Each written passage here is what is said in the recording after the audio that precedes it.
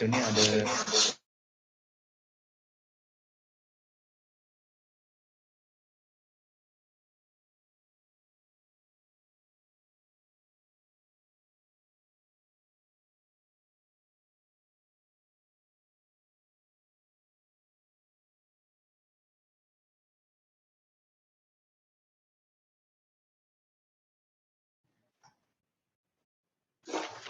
Hello all, welcome to the chat group.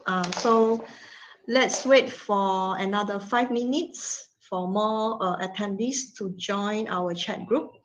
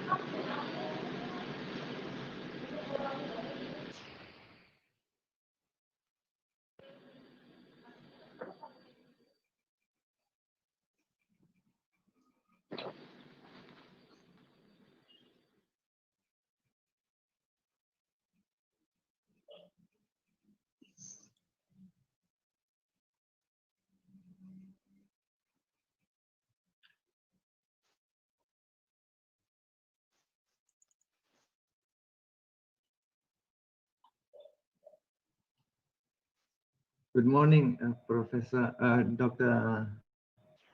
Ahmad Rusdiansyah for joining. Good morning. Assalamualaikum warahmatullahi wabarakatuh. Waalaikumsalam warahmatullahi wabarakatuh. Hello.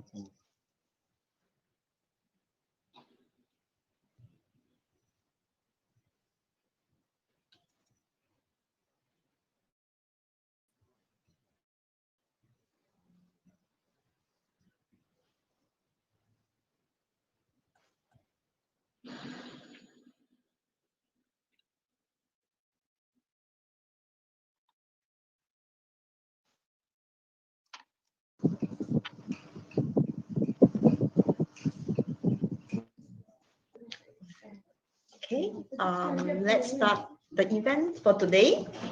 Hi for all the audiences, and I'm Huilin Ong from UniMAP, so I will be the moderator for today's event.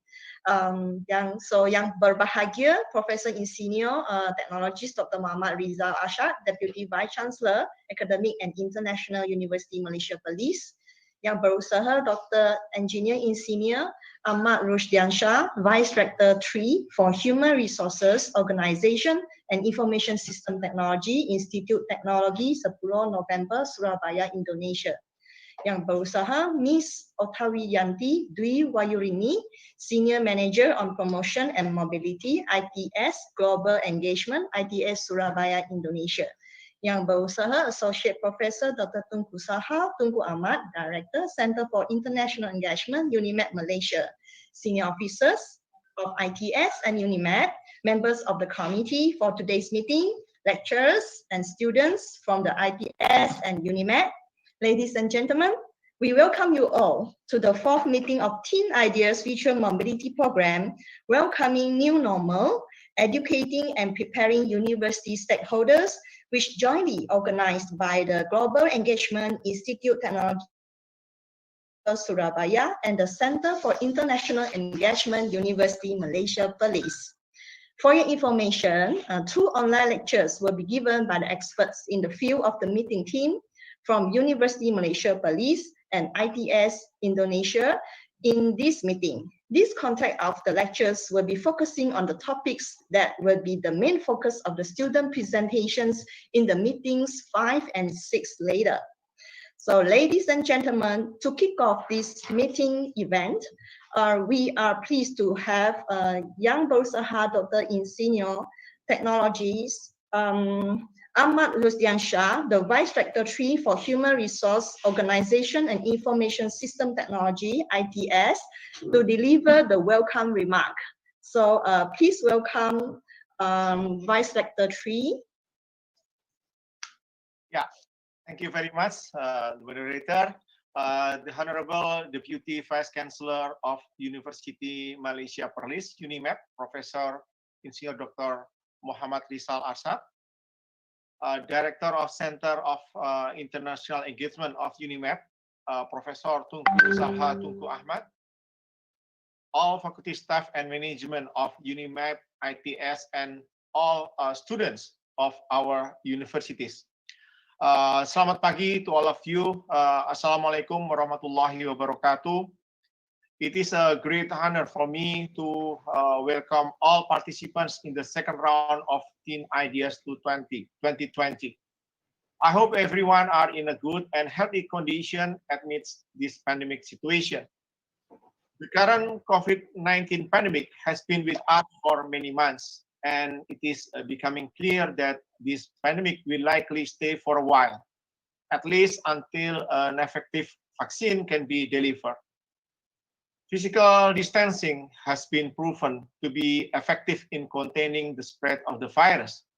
Now we have a better understanding of the virus, and the so-called new normal strategy is needed for us to keep everything going, including education, through this pandemic.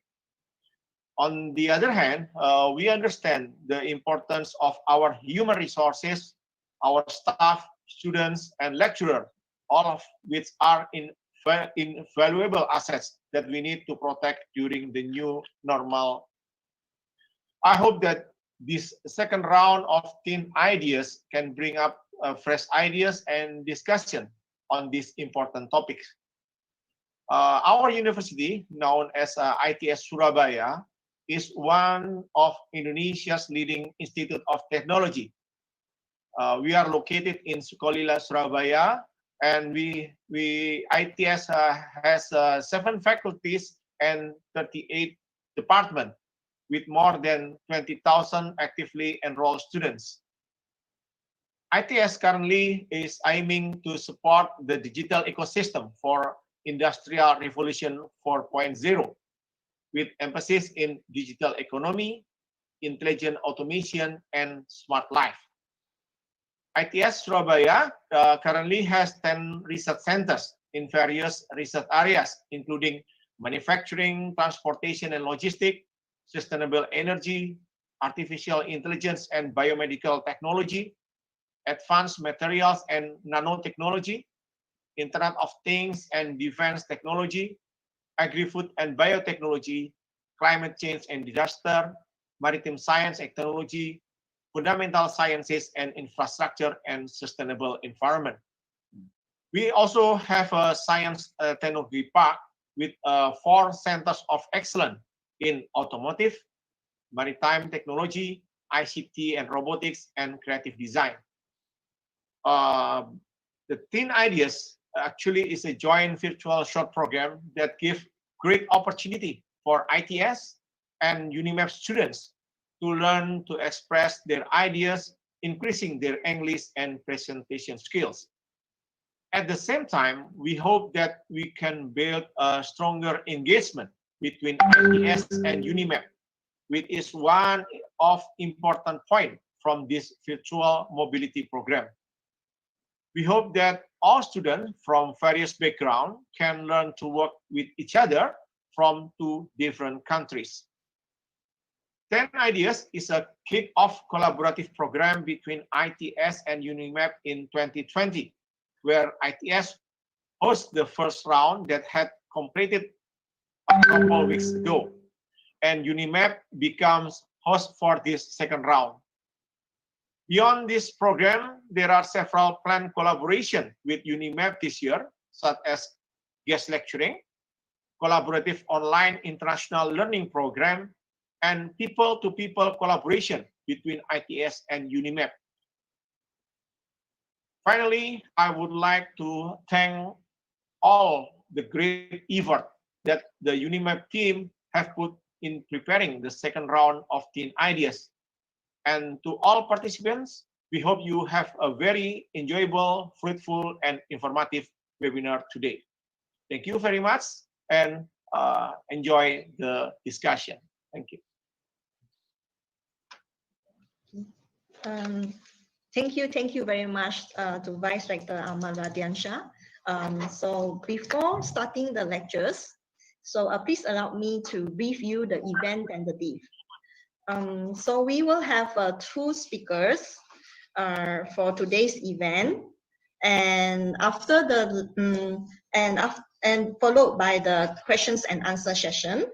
So after that, we will have a student group and presentation title assignment for meeting 5 and 6, and two more presentations from our colleagues here, got a committee member regarding a study abroad in Universiti Malaysia Perlis, long and short-term mobility, study abroad in Institut Teknologi Sepuluh Nopember, long and short-term mobility.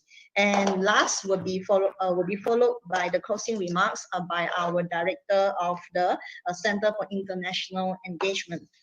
So there will be a 15-minute question and answer session right after each lectures. So please leave your question in the chat box. So your questions will be displayed during the Q&A session, and our speakers will answer your questions right after their lectures. So please be reminded also, an attendance document link will be provided at the end of the meeting, and the e-certificate will be provided to the attendees who filled out the attendance form. So ladies and gentlemen, please allow me to introduce our first speaker, Professor in Senior Technologies, Dr. Mohammad Rizal Ashad from UniMAP.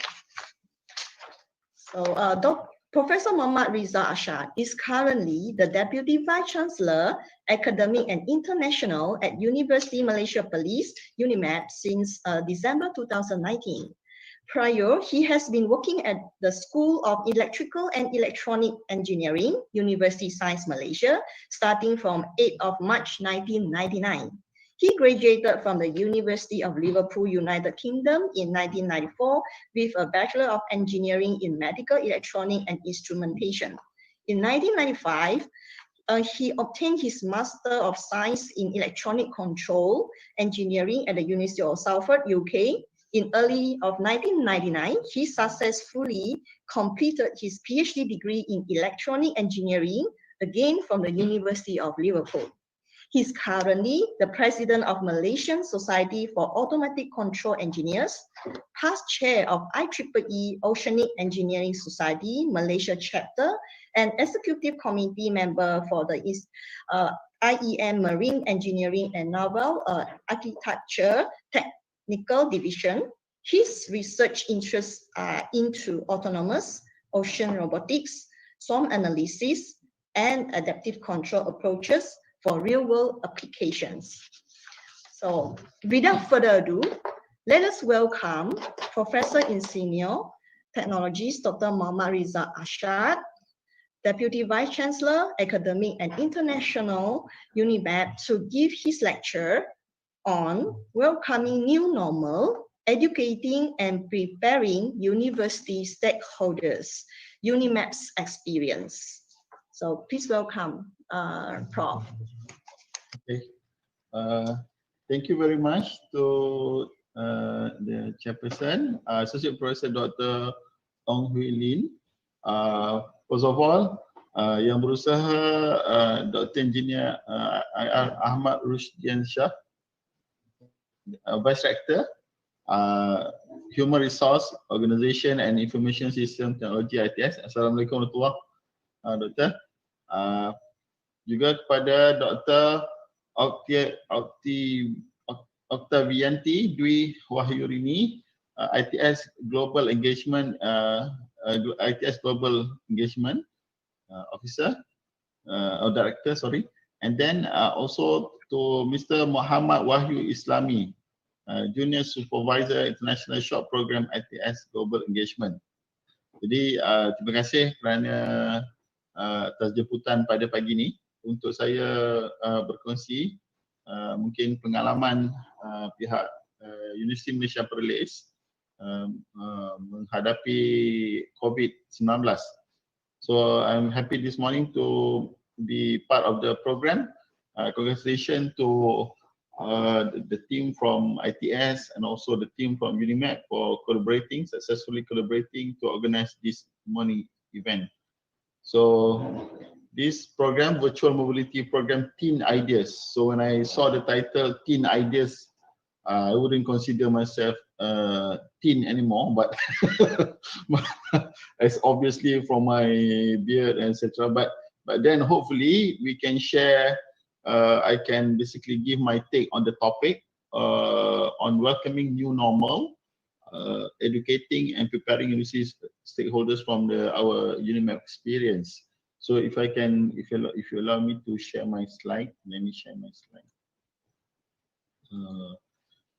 Can I share my slide?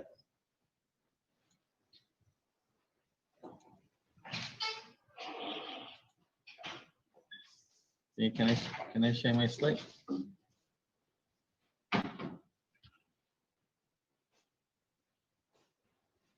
Okay.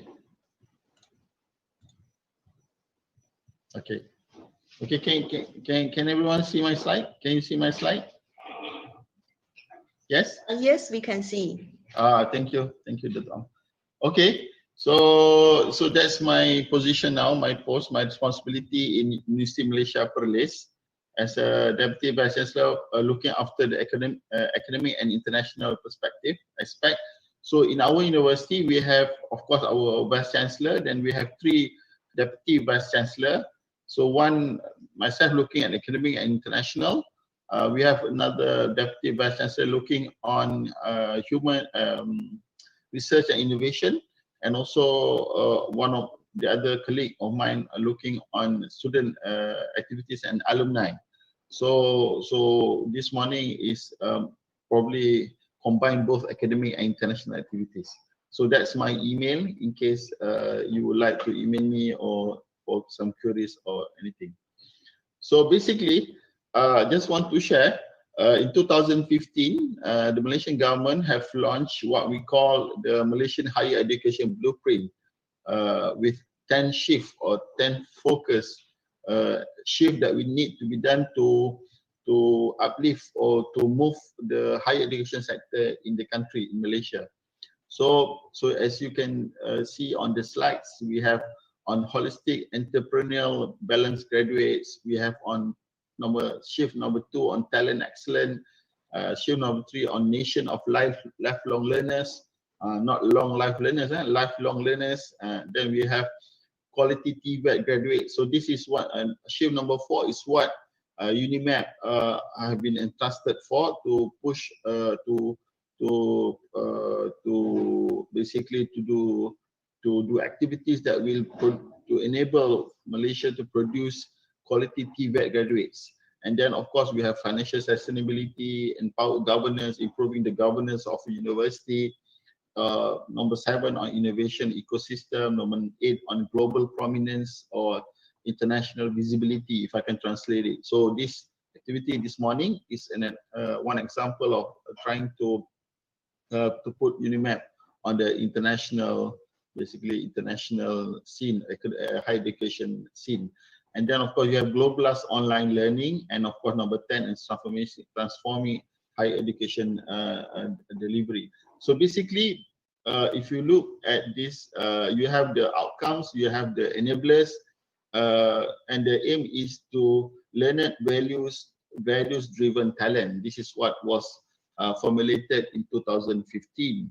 So of course, all this did not make is quite ambitious kind of aims, but starting for in Malaysian context, we had the lockdown starting for the university starting on the 18th of March this year.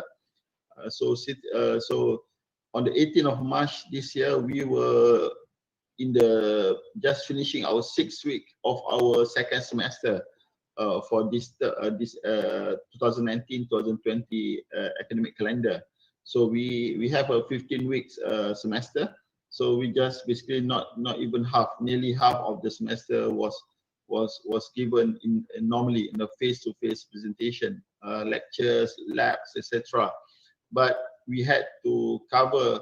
We had about another 8 to 9 weeks of lecture or academic time, which we couldn't deliver normally in terms of the learning, teaching and learning activities.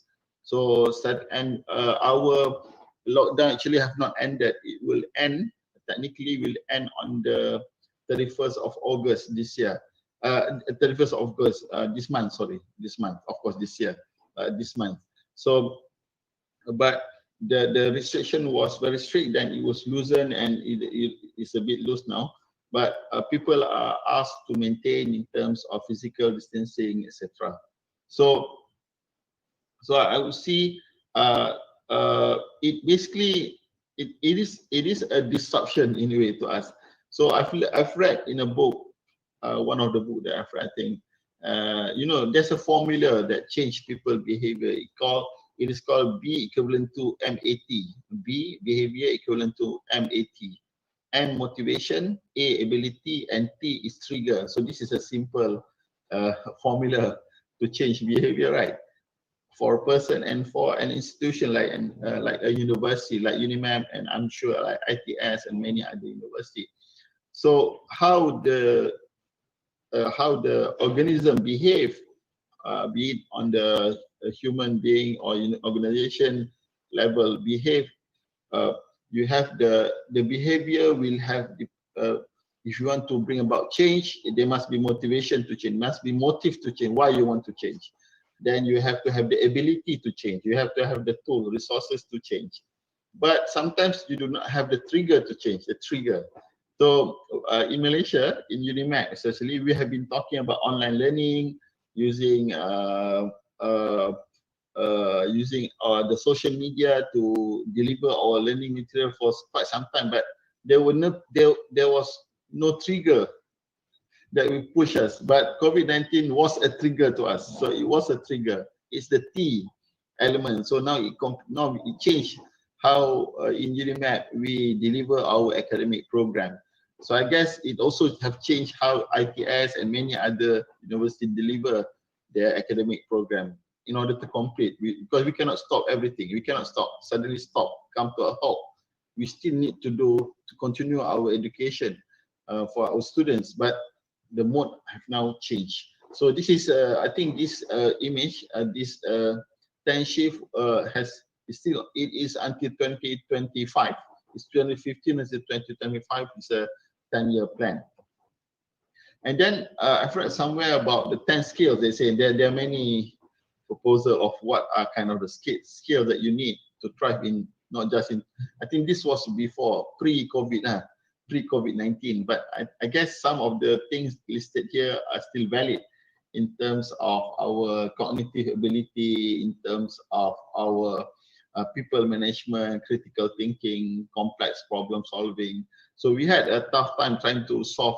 I think all of us have had quite a tough time juggling options. How do we continue our semesters? Do we stop everything, or do we do partially? Do you do normally? What do you do? How do you, not just from the lecturers or faculty members perspective, also coming from the student, importantly coming from the student perspective, do they join the bandwagon, join the online education, or do they just opt to postpone the semester and continue after the semester have now returned back, when the normality have returned? So as of now, all of us have accepted the fact that life will not revert back to basically what we've seen before COVID-19. Vaccine, I think in the US, one of the top medical officer advisor in the US was saying that the earliest vaccine would be in April 2021. That's the earliest. Of course, many researchers are working on vaccine in China, in Russia, even in Malaysia. I'm sure Indonesia, everywhere people are working on finding the vaccine. But the earliest would not be soon. It will be maybe middle, or that is when the vaccine is ready. But by the time it reaches, it may need more time. Maybe early 2022. So we are projecting we are projecting for the long run, you know. We are not projecting for a short-term solution or short-term way out now from the vaccine perspective. So how do we at the university, and how do students in the university manage this? Because you cannot suddenly postpone your life. If you postpone and wait, we must plan, and we must plan accordingly. So we cannot just decide to stop everything, stop the clock, and just wait for things to get better. I mean, things will change. Change is the constant in life. So we need to adapt and adapt to the environment, adopt all the possible or new ways of doing things in order for us to carry on with our life. Be it you as a student, us as a faculty members or administrators, the university, we need to continue living and doing what we're supposed to do. So we know in the education ecosystem, you have, of course, you have the ecosystem of if let's say in our society, you have the education, for example, providing basic higher education vocational skills, which will produce a pool of quality workforce, for example. Of course, you have the research aspect of it, people doing fundamental research, all this. You know, when you talk about COVID-19 vaccine, this is where fundamental research is important, not just the end user. We cannot just become the end user. There must be some group of people doing research, being an expert in fundamental research, because this is where critically they are needed in order to come up with new solutions, a vaccine in this particular case, to overcome the pandemic, COVID-19. Of course, and then you talk about innovation, applied is how do you apply the research and linking with industry. So you have this quadruple helix of or interconnectedness between different sectors. So of course, for universities, we are in the education sector. Of course, from the faculty perspective, as a docent or as a lecturers, and from the student perspective. So, and we know that the student time in university are transient. They won't be here forever. Students, of course, nobody wants to be in the university forever unless you're working here. But then, so when you talk about students, so you need to make sure that the duration of time you've spent in the university on campus, going through university life, must be able to prepare you for the future. And this is the crux of the matter, because nobody knows what the future holds for us. Nobody have really predicted accurately that this pandemic, some people are saying about it, but nobody really thought that it will be as problematic as what we have seen today. So in the university context, we are educating students 3 years, 4 years, 5 years to get a degree, for example. But nobody can really guarantee, the university cannot really guarantee that they will be ensured of a job, of some employment at the end. So at the end of the day, we need to be able to prepare students who are robust enough, versatile enough to adapt and adopt and apply whatever skills they have to continue their life in society, contributing to society itself. There's no university, I don't think there is any university that can guarantee that all students that go through their program will have a job or employment at the end. I remember our minister was saying that we do not want to produce a job seeker, just a job seekers, but we want to produce job creators or job initiators. So this is a big challenge to us. And in COVID-19, post-COVID-19 pandemic, I think it is a challenge because jobs, some businesses are not performing. They're not employing new graduates. So how do the graduates, our graduates, make themselves ready for that kind of scenario? So this is something that needs to be thought out while the students are in the university before they enter the society and the job market.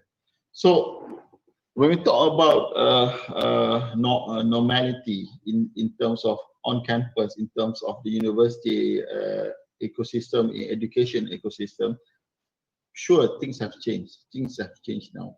So it used to be, at least in the UniMAP context, I think in terms of enrollment, I think ours, we have around about 13 to 14,000, 15,000 max, our enrollment, undergraduate and postgraduate. We are a bit smaller in numbers compared to ITS. And we are what we call a technical university. We do not have like program like medicine or law, etc. It's purely technical engineering. We have like engineering program, technical engineering technology program, diploma program, bachelor of technology program. Yes. So we have. So it used to be in UniMAP, online education is we have some of it, but it's not the mainstream. So the mainstream is the normal face-to-face lectures, face-to-face labs, etc. The normal conventional mode of teaching and learning. But post COVID-19 pandemic, this pandemic have forced quote unquote forced us to reevaluate our approach.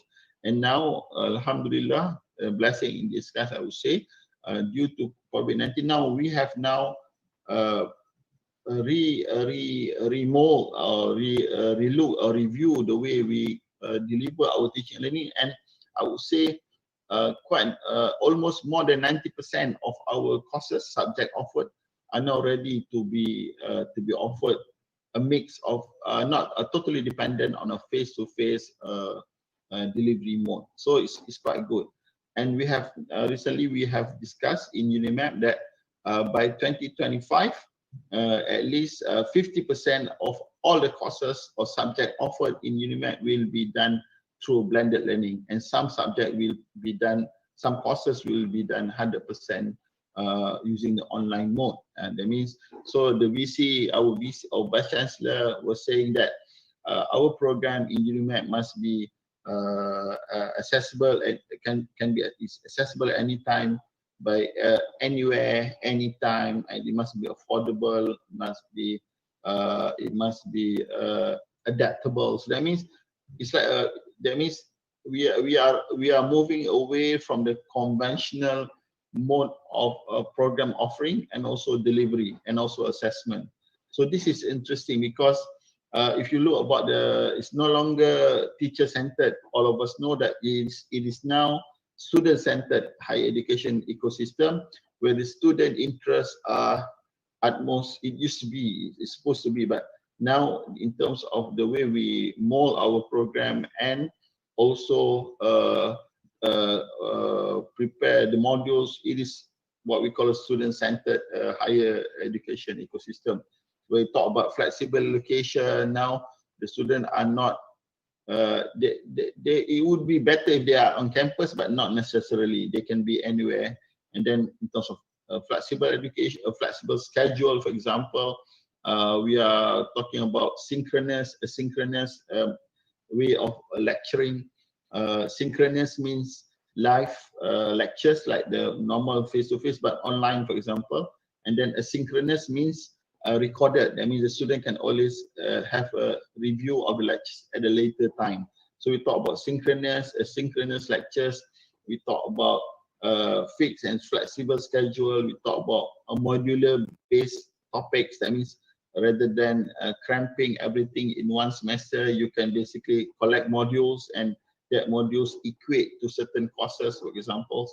And then we are also exploring about micro-credentials, online distance learning, playing around with the tools and mediums using the social media, for example. So there are quite very many interesting permutations or options that we are considering now. Of course, talk about learning with peers, talk about upskilling at work.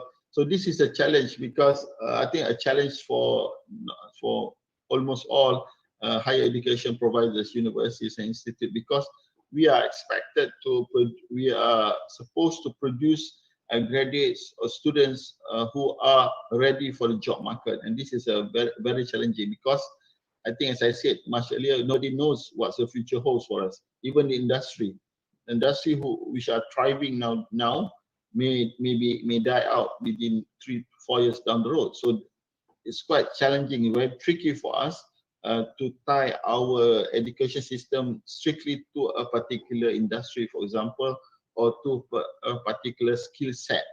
So that's why the interest is on the student, and ensuring that the student are able to become to complete their higher education study and be able to survive, to live properly, and also hopefully contribute to society.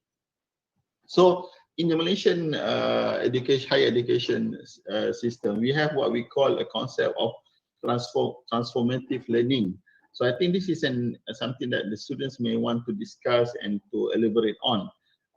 We talk about future-ready curriculum. This is very tricky because, as I said, if you can prepare a curriculum, if you can be sure of the future, but nobody can be sure of. You can be sure about the history, but even then, there are some issues, discussion, disagreement. But at least we are very consensus on it that we cannot be sure of anything solid in the future, not just 1 to what about 5 years on the road. Nobody can we can confidently say that he can be certain of that particular scenario. But how do we develop what we call a future-ready curriculum?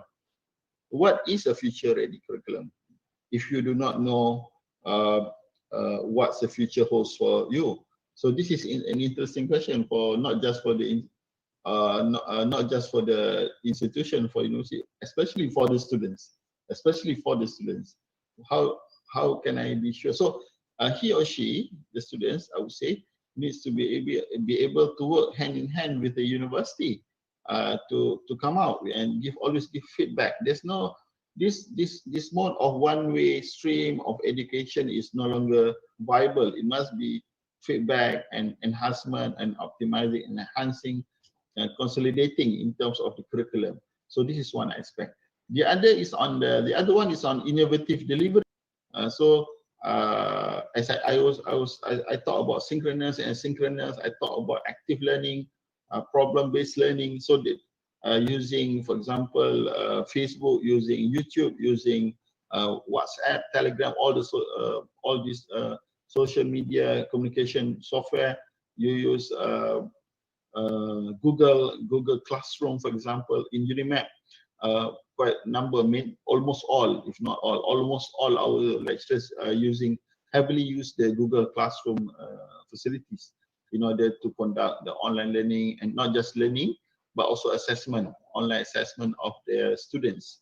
So I would say, in terms of innovative delivery, it's a challenge for the lecturers to lift their skills and their capability in order to prepare the material, and also to make sure that the students are ready also to change their mindset for both of them, and also the organization to change their mindset that the conventional setup of a classroom where you have the whiteboard and you have the lecturer talking or lecturing in front, and you have rows and rows of students listening, exactly what I'm doing now, is may not be the most viable option in the future. It will be an interactive one. Probably a problem will be posed and everybody will give ideas, and then you learn through that example. So there are innovative delivery of content. The third one is on alternative assessment. So this is interesting to UniMAP especially because before the COVID-19 lockdown, most of our courses or subjects, the summative assessment, you have the formative and summative. The summative assessment are conducted to normal final examination, face-to-face, in a big examination hall. The student have to come and sit for an exam. But then, due to pandemic, where the student, you cannot gather in large crowds, you cannot gather in big numbers, in close proximity. So I would say more than 90%, I would say, yeah, more than 90% of all the courses subject offered for the recent semester 2 were converted. The assessment were converted to continuous assessment. That means there was no final examination. All are converted to group project, assignment, online test, but there's no physical face-to-face. So that really the assessment has now changed. So no longer that we have to spend 2-3 weeks examination weeks. No, because now the evaluation have been done continuously. So this is what been done and we found that, of course, depending on where the students are during the pandemic, almost all our students are not in campus. They are back in their hometown, in their villages, and some of them have good network connection, internet connection. Some of them cannot get any connection through. So quite challenging for the lecturers to deliver their content and to do assessment, and vice versa. Quite challenging also for the students to listen and to appreciate the lectures, because now while they are listening to the lectures, their little brothers and sisters are playing, their mothers are cooking, this kind of setup. So not all of them, but some of them. So the difficulties come from both parties, from the lecturers and from the student perspective. So, and in this complexity, you want to do assessment. So issue of integrity, reliability of assessment were evaluated. So, and we've learned a lot from our experience for this when we were trying to complete. When we embarked trying to complete the semester 2 for academic year 2019-2022. So alternative assessment. The fourth one is on transformative learning, which I think would be interesting, is on redesigning the learning spaces. Redesigning this is not just the physical layout, but how, because when you talk about innovative delivery, that will affect or will change the physical layout of our learning spaces. Probably we do not need, we need to change our setting. For example, this one big whiteboard in front and rows and rows of chairs, long chairs in a normal lecture room may not be the best learning spaces. You might want to use a round table kind of setup, etc. So that means this exploration of new type of learning spaces will also be part of all these, our aim to provide a transformative learning experience to the students that will make sure that they can be what we call value infused future-proof talent. Future-proof talent, not just be worried that there's no job around, but be ready to create jobs, to initiate jobs, to survive in later in life, not just trying to hoping for assistance throughout their life. So this is and for UniMAP, we basically have a tagline. We call it, we are a future-proof technical university, inshallah. Future-proof technical university. That means we hope that our programs, our graduates will be valued locally, but of course will be valued internationally in the international market. So I would say in terms of learning, transformative learning, I think this is quite relevant to all of us. Okay, so let me move forward. I think this is what we call a normal conventional lectures mode. so but it's okay. Please bear with me just a few more minutes before I pass back to the moderator. So when we talk about the new normal in education sector, and preparing our university stakeholders. The most important stakeholders in the university setting is, of course, the students, because the students are our most important stakeholders. Stakeholders are those who have an interest in whatever is happening on campus. So students, so you talk about students, you talk about smart learners. They need to be smart learners, not just they are not sponge. You know, it's not sponge. Education is not just about gathering information. If you want to gather information, we can never beat Google. They have all the data, right? So it's not about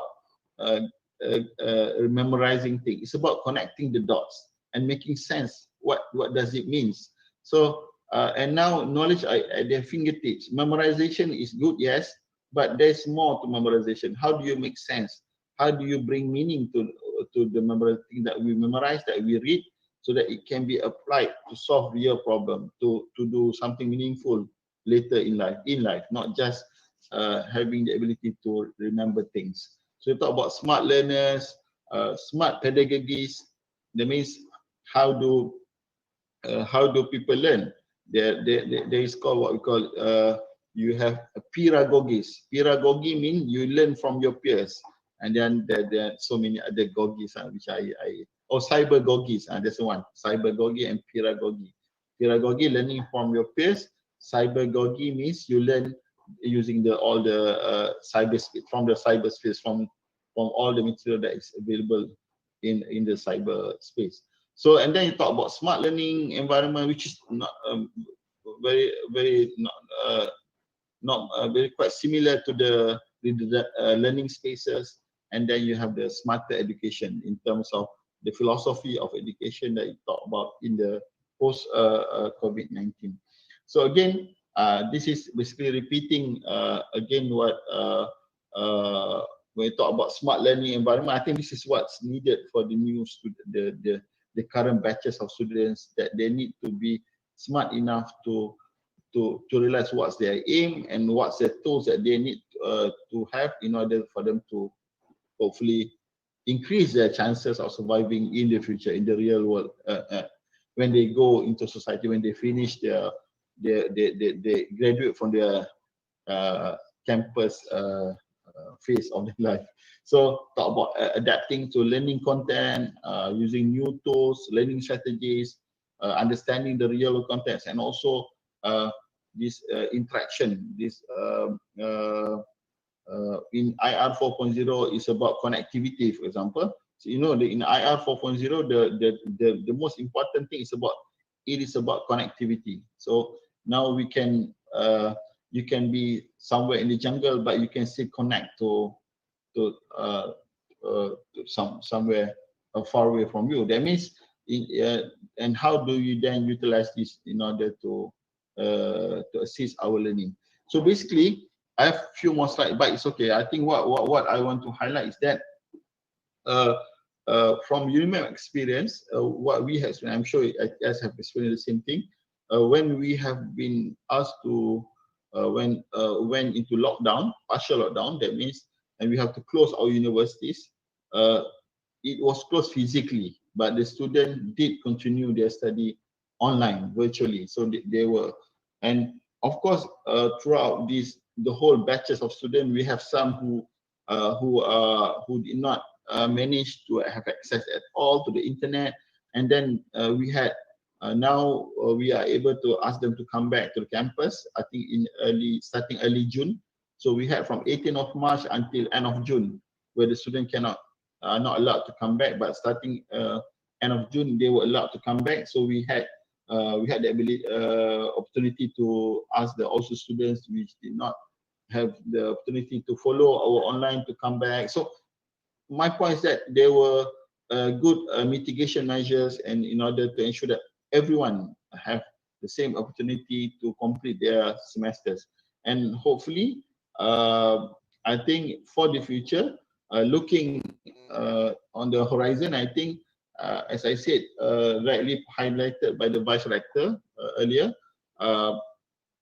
things we have to be the way we, in terms of physical distancing, in terms of all the standard operating procedures to prevent possible infection. It will always still be there, but we need hoping that the vaccine will be found and will be easily accessible to all.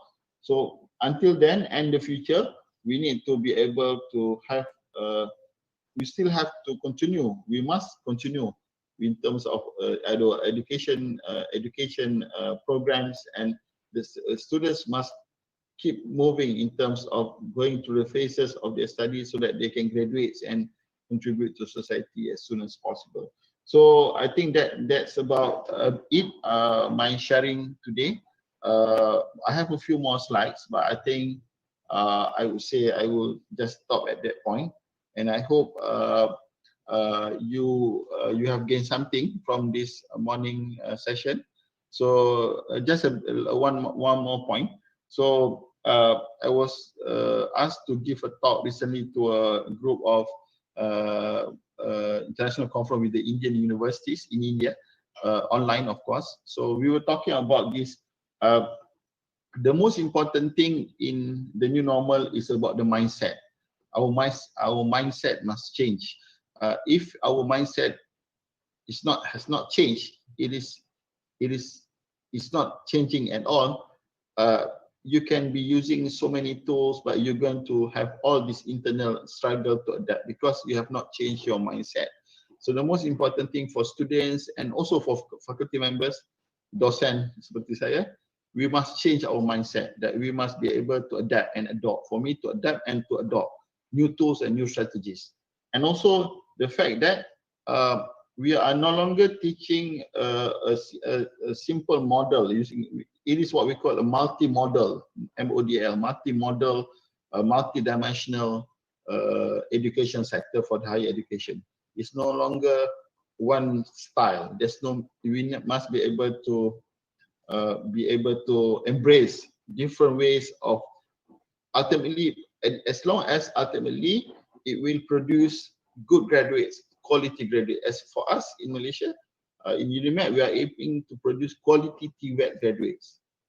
And for the record, we have 4 technical universities in Malaysia, and in terms of graduate employability or GE, alhamdulillah, all the 4 have been performing very well. More than 90% graduate are employed after graduation. So we are very happy. So we hope, so I hope I have shared and you have gained something. I'm sorry if I speak a bit fast, or you cannot pick up my point, but I think we can always discuss more. So thank you to listening. So thank you very much. So I pass back the floor to Dr. Ong. Thank you. Hi, thank you, Prof. So thank you, Prof, for the informative lecture. So we are now open for a Q&A session from our audiences. And Prof. Rizal, and please stay with us. And we need you to answer the question. Okay. So we have the first question from Aisha, and she said, "Salam, Prof. I agree that alternative is the way forward. Post COVID-19. How will we design win-to-win situation for the students when there are too many assessments due to online environment? Students have the tendency to just completing the project, report, etc. For the purpose of grading. So how would we shift the mindset from assessment for learning instead of assessment for grading?" Okay, thank you, Aisha. Whether Aisha is a lecturer or a student? Lecturer. Oh, lecturer. Okay. Okay. So anyway, so we know that in assessment there's 2 types of assessment: the formative and summative assessment. The formative assessment is when we assess in order we do assessment, formative assessment, in order for us to enhance learning. Sometimes we do quizzes, for example, it's not much for the quizzes to the marks to be considered for the final mark, but more to help the student to pick up the point or the learning content that being delivered. So I think in the UniMAP experience, I think this is to be fair, there were many problems to be fair, because this is the first time, and there was we realized that even our assessment, the way we do assessment, and whether even the way the quality of assessment that we did were valid or not, that's another question. Because and I think in some schools, there were no discussion among lecturers in charge of different subjects, for example.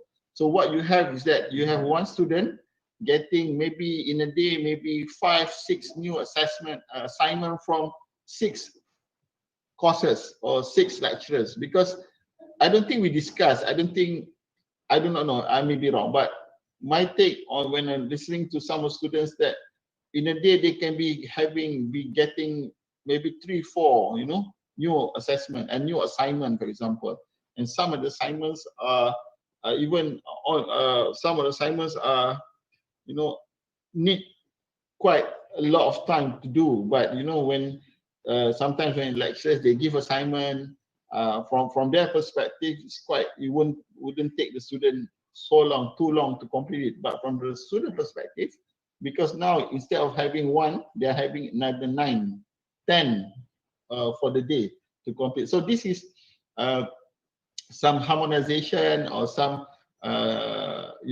synchronization, I would say, among the course provider. When you do assessment, that kind of level must be considered first, because now what we did before was, and everybody was doing their own idea of how to conduct an online learning and also assessment. So I think we have learned our lesson. So in the future, when we conduct the blended learning, etc., I think there will be more harmonization, synchronization, and more probably better tools in order to do our assessment, and not just for grading, but also especially for learning. Because I think at the end of the day, the grading is to measure learning attainment, and we know about the Bloom taxonomy, etc. So it's just my view on it. I think some lecturers some of us may be confusing, that maybe confused, and they mix everything. That means formative becomes summative, and summative becomes formative, everything. Because I would think there are assessment that we do is mainly actually to enhance learning, but there are assessment that we do for grading. Hopefully, maybe itulah lebih bicara yang panjang. Wow, that's good. Thank you, Prof. So we have another question for you. How does the university ensure the smooth transition from education to research in post-COVID-19 era? And what are the challenges for the university and the students? Okay, for this, I would be biased talking about academic on the education side. I wouldn't be talking about the research aspect, because I'm in charge of the academic and international. But I do believe that the core responsibility of university is to teach, is to educate rather than to research. So that means if you take if you leave focus on the academic matters, teaching and educating, and take out the research, you still call that particular setup a university. But if you just leave the research and take out the academic education, nobody will call that a university. They will call it a research institute. So that means the core of university is education. So, but research is part and parcel of education, because when the professors and the lecturers do proper research, the new knowledge that they gain from research will enhance their teaching content, the way they teach, because what they teach in the textbook textbooks have now been improved, been more consolidated with what findings that they got from the research. I think so. It's not about the issue of transitioning from education to research. I think it is running concurrently. It is running concurrently, means in parallel. But the problem is, the challenge is to ensure that there's link between education and research. This has always been a challenge to many universities. That means the academic and research is like a two-stream, and they never meet each other. They never cross each other. But the challenge with university is to not just to transition from education to research, but to bridge, I would say, to bridge the academic education activities to the research activities. Then that will basically hopefully solve all the issues that we cannot solve all the issues, but hopefully settle some of the issues. And of course, the challenges for university and the students are probably in terms of governance, because when you don't have students on campus, for example, and you have students everywhere around the world, around the country, for example, and you do assessment, integrity. What's the governance in terms of ensuring that the integrity of the assessment? How in terms of duration of semesters? Now we have students supposed to finish in 8 semesters, up to 14 semesters. But can that be extended? Can that be shortened, for example? Can I shorten my study from 8 semesters to, let's say, 4 semesters? Can't. If you do it now, you can't do it. But how about the future? So I would say governance, budget. Budget is a big issue because now, because of the COVID-19 pandemic, there's a lot of issues with economy and cuts, budget cuts. We have been getting the budget. We have been told in form of the next year budget cuts, for example. So we thought we want to apply more money, but now we have been told that budget will be cut. So how we need to use our own money, for example. So not my money, the own money, means university money. So but do we have the money? So monetary issue is a big thing, and also the to manage the expectation of society. These are, I would say, 3 big issues. I would say facing all the universities. I hope I've answered some of the question. Okay. Okay, thank you, Prof. We have another question for you. And in your opinion, should the future-proof curriculum includes the internationalization of the curriculum? How about the global classroom without border that can be done online? Okay, so I've just joined UniMAP December 2019 last year. So I've told the deans, also the schools, that the program that we are having now and we are going to propose in the future must no longer be targeted just for the local, that means Malaysian or local market potential student, but it must be aimed for international market. That means once you aim a program for international markets, automatically that will be just fine for your local markets, because at the end of the day, our programs in UniMAP all are accredited by the international accreditation bodies, and our graduates are now recognized everywhere around the world, many countries around the world.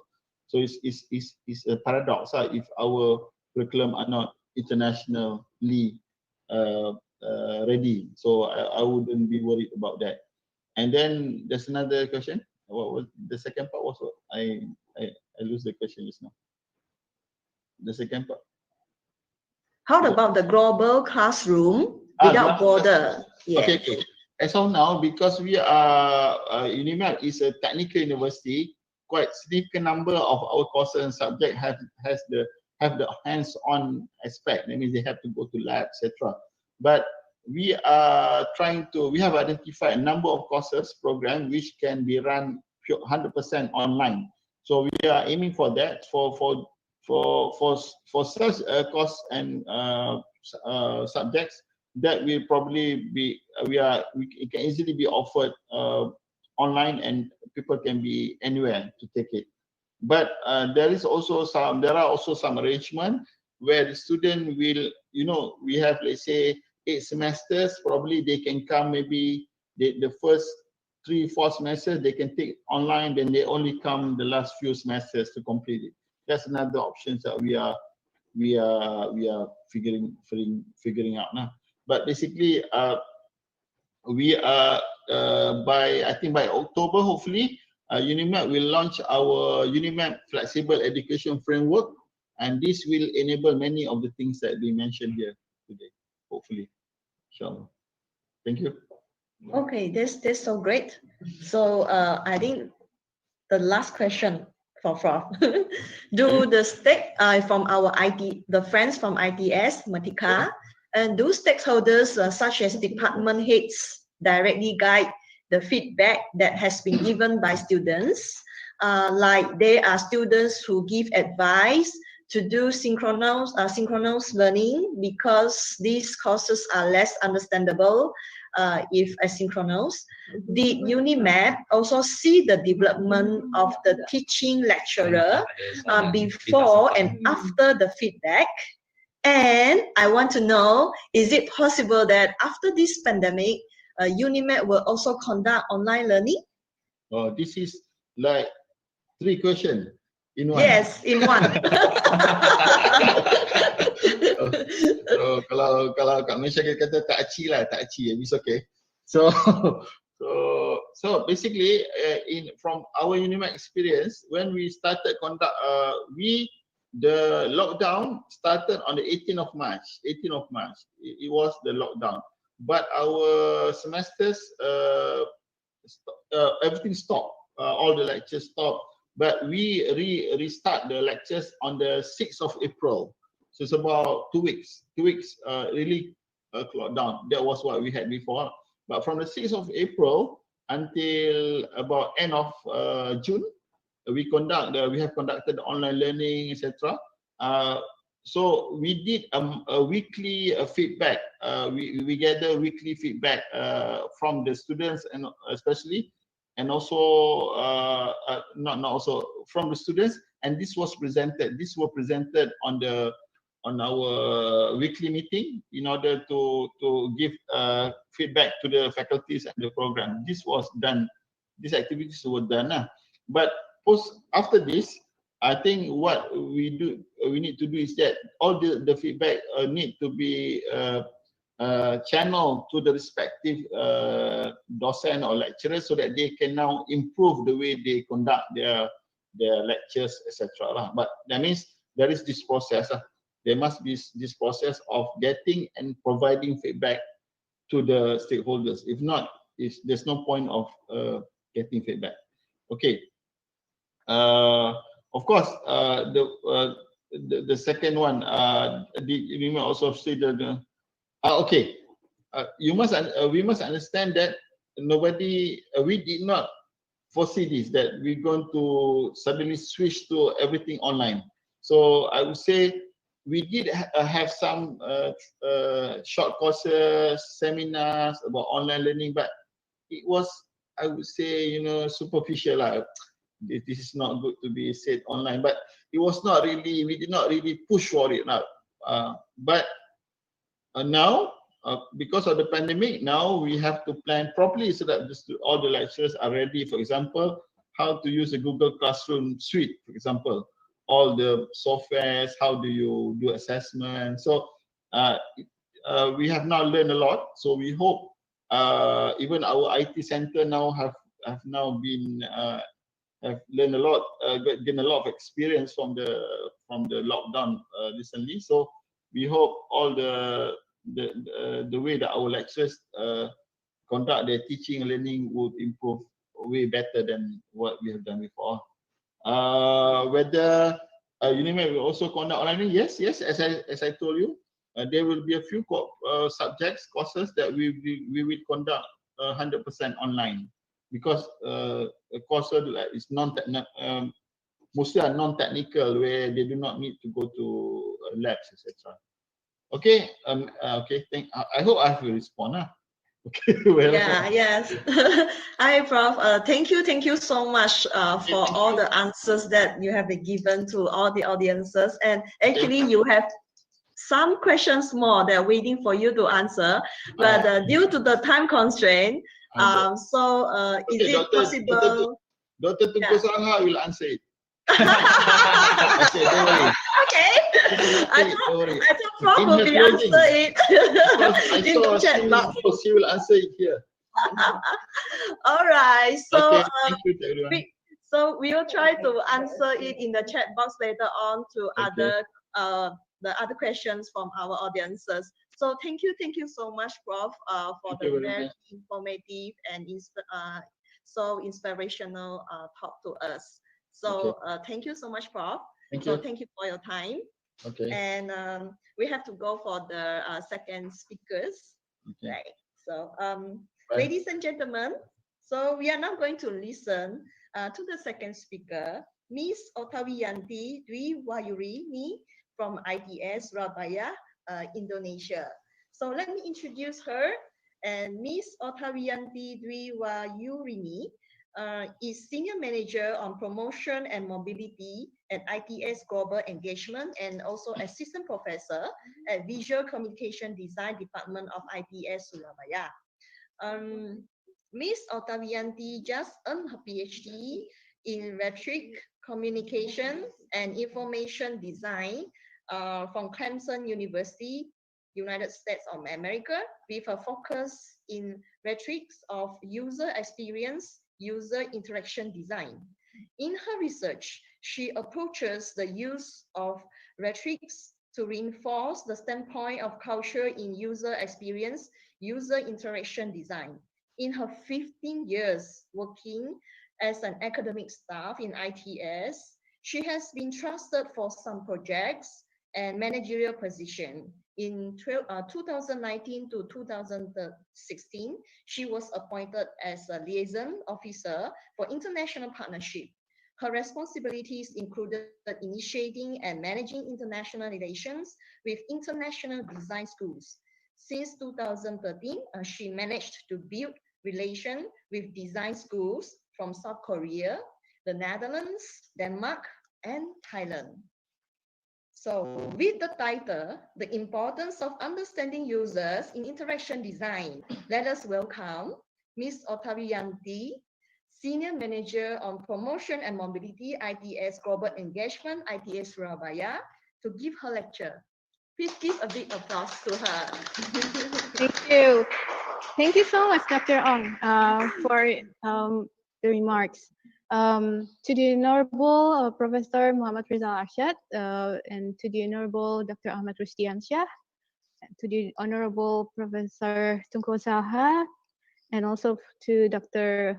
Arthur, finally meeting you here in virtually, and Dr. Ong Hui Lin, the moderator. Thank you so much for the very warm welcoming remarks. So please allow me to share my screen.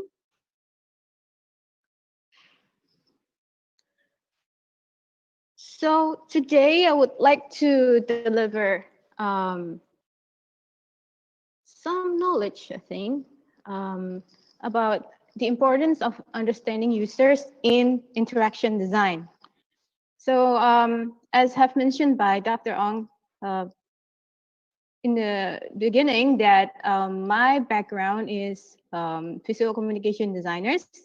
I'm teaching design thinking, design creativity.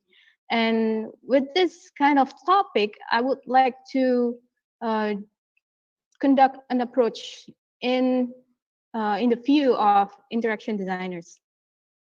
So what is the interaction design? So according to the interaction-design.org, interaction design, or IXD, is a design of interactive products and services in which a designer's focus goes beyond the item in development to include the way users will interact with it. Thus, close scrutiny of users' needs, limitations, and contexts, etc., empowers designers to customize output to suit precise demands. So, if we chopping up the definition itself, so these designers must focus, the focus of designer, must go beyond the item. So a designer is not only focusing on how the mechanism of the item itself, but also they have to think how the way users will interact with the item or the product. Then the designers has to be very closely taking account the user's needs, what they need, and their limitations, and also context. So for the context itself, because we're an Asian, we consider an Asians, we're not a white people. So our culture really taking account, really influence us, how we interact with the technology. So when we have make a very close scrutiny on our users' needs, limitations, and context, it will empower you as designers here to customize output to suit precise demands. So precise demands. So you have to highlight this. It's so we cater someone. We cater to some community. Okay? So what the goal of making an interaction design is to make an enjoyable experience, a feel of satisfaction and pleasure toward a product. So if you're making an interaction design interactive product, you must not create a frustration. You have to make them happy or enjoy with the product. Okay, so the interaction design is a part of UX or user experience design. It's just one thing, one small thing within the user experience design. What the user experience itself is every aspect of the user's interaction with a product, service, or company that makes up the user's perceptions of the whole. And also the user experience is the quality of experience a person has when interacting with the specific design. So the user experience, whether it's good or whether it's bad, it's included in their experience. And those kind of experience also will lead them to have a perceptions about other things. Okay, so the user experience, it's either good impressions toward an object. Okay, in the fields of user experience designs, there's so many activities and topics. It's usability engineering, design research, human factors, technical communication, branding, visual design, blah, blah, blah. And interaction design is just one of the slides of this 12 topics. So, and in the interaction design activities, there's so many things that you have to conduct or to do when you would like to design an interactions. So we will not in this slides, I will not going to discuss all of them, but I will try my best to explain about the half of it, almost more than half of it. I think it's 7 activities. So that are about the understanding and the definition about interaction design. So we have the competitive analysis, user research, domain modeling, brainstorming, user modeling, scenarios, high-level representation. So I know I hope you're not feeling overwhelmed with my presentations. You will like, oh my God, I only like 1 month ahead with my real camp classes. But I already have a lecture during during your break, but it's okay. It's only like warming up you for the next semester. So how we simplify those kind of activities that you see that, oh, it's very complicated. So I will guide you with design thinking process diagram. So the Hasso-Plattner Institute of Design at Stanford University, they developed the design thinking process diagram. So this kind of process, it's not linear, but it's a very flexible process. So you can jump from empathize to ideate to define to like this. So it's not linear. So I would like to narrow down. So we will limit the discussions today. We only use 4 process in design thinking. So we will use the emphasize, define, ideate, and prototype in terms designing and interactions, or designing an interactive product. So as for the empathize, in the empathize, the process is a designer will conduct interviews. This interview, who's there will be interviewing. The one who they will be interviewing are the prospective users or the targeted users. So why you have to do interview? Because you will need to uncover emotions. So the statement would be like, I feel so frustrated with this product. Oh, I'm so happy. Oh, I don't like this one. So it must be something that's related to emotions. And then they have to seek stories.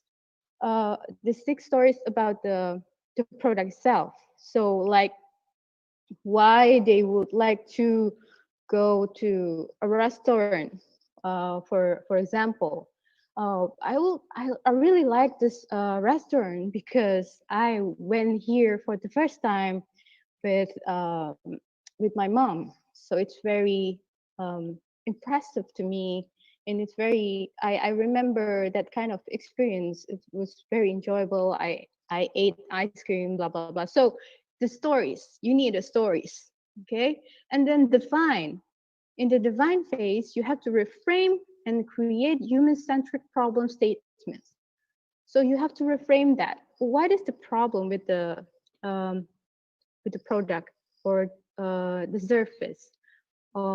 If you during the online learning, you will find so many complaints maybe regarding the learning itself.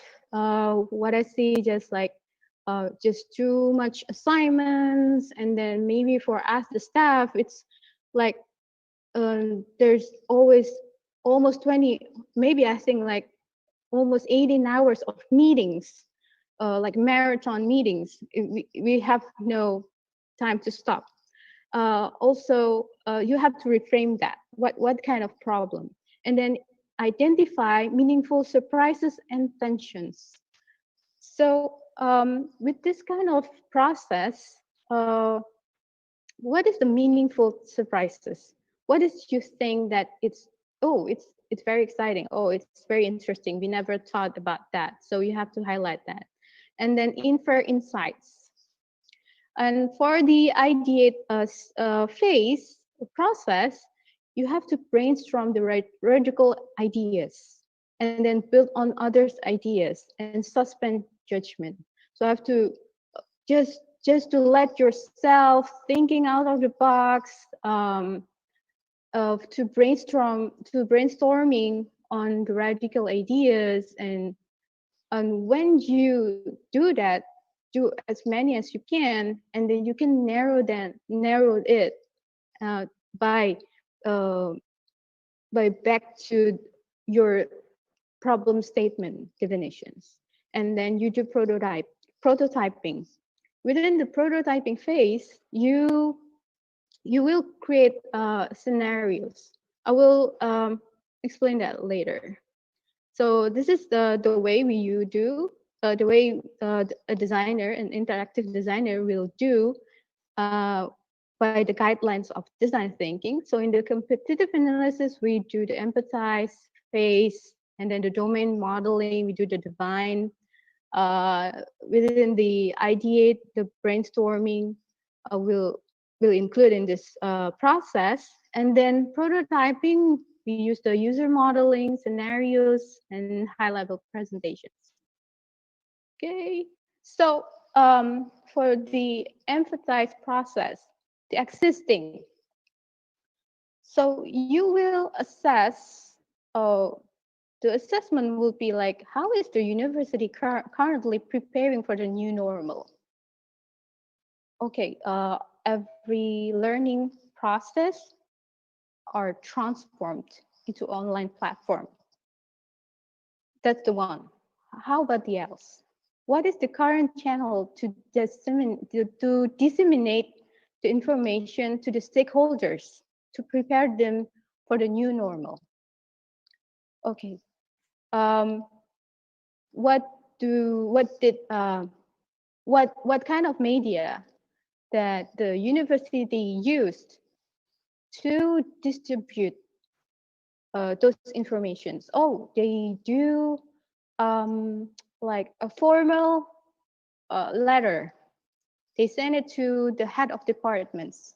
They send it to the head of faculty, or they send all of them to the units. Oh, everything is online. Everything is on their websites, something like that. So, and then define and map your prospective users within the university or beyond the university. For prospective users could be included, could be including your stakeholders within they're within the university. So they would be staff, the academic staff, the non-academic staff, the students, and who else? Maybe we will miss someone. And who and what are they? Okay. About the beyond the university. So for like in ITS, ITS is we have a community outside of community of campus. This community of campus, they've been our supporting environment. They selling food. They have rooms for rent for the students on and off campus. So divine, who are they? Who are the prospective users? And then how do they take connect with their community or workplace colleagues? So if you say, oh, the students, how the students within the UniMAP or the students in ITS connect to their community, connect to their friends. Oh, if they in ITS, maybe, oh, we have to connect to our lecturers or professors with WhatsApp, but we connect with friends with Line. So it's different tools. So it's for the students. How about everybody else? Is for the stakeholders within the campus? How about the people, the community outside or beyond the campus? So what kind of communication channels that they are used to be exposed with? So are they still watching TV? Or, oh, they're into YouTube? Or, oh, I don't think so. They're really into Instagram. Do you think so? So try to assess this. Try to investigate. And what are users' concerns on the new normal? What are their concerns? What is their worry? What is they what they? Oh, okay. I don't like this.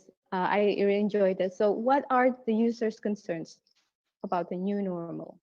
And how do they keep themselves updated with an announcement or orders about the new normal policy and practice from the university?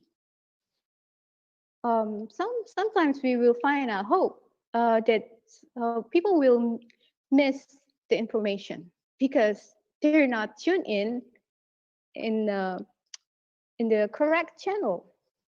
I only do WhatsApp. I don't do Instagram. Oh, I'm sorry, because all the information is on Instagram, it's on the website. We also send emails to all the staff. It's like, oh, I'm sorry, I never opened my email, something like that. So, and also, what did they learn about measures and mitigation organized by the university so far? And what do they think and feel about it? So this is important. What did they learn? And what do they think and feel about the measures and mitigation?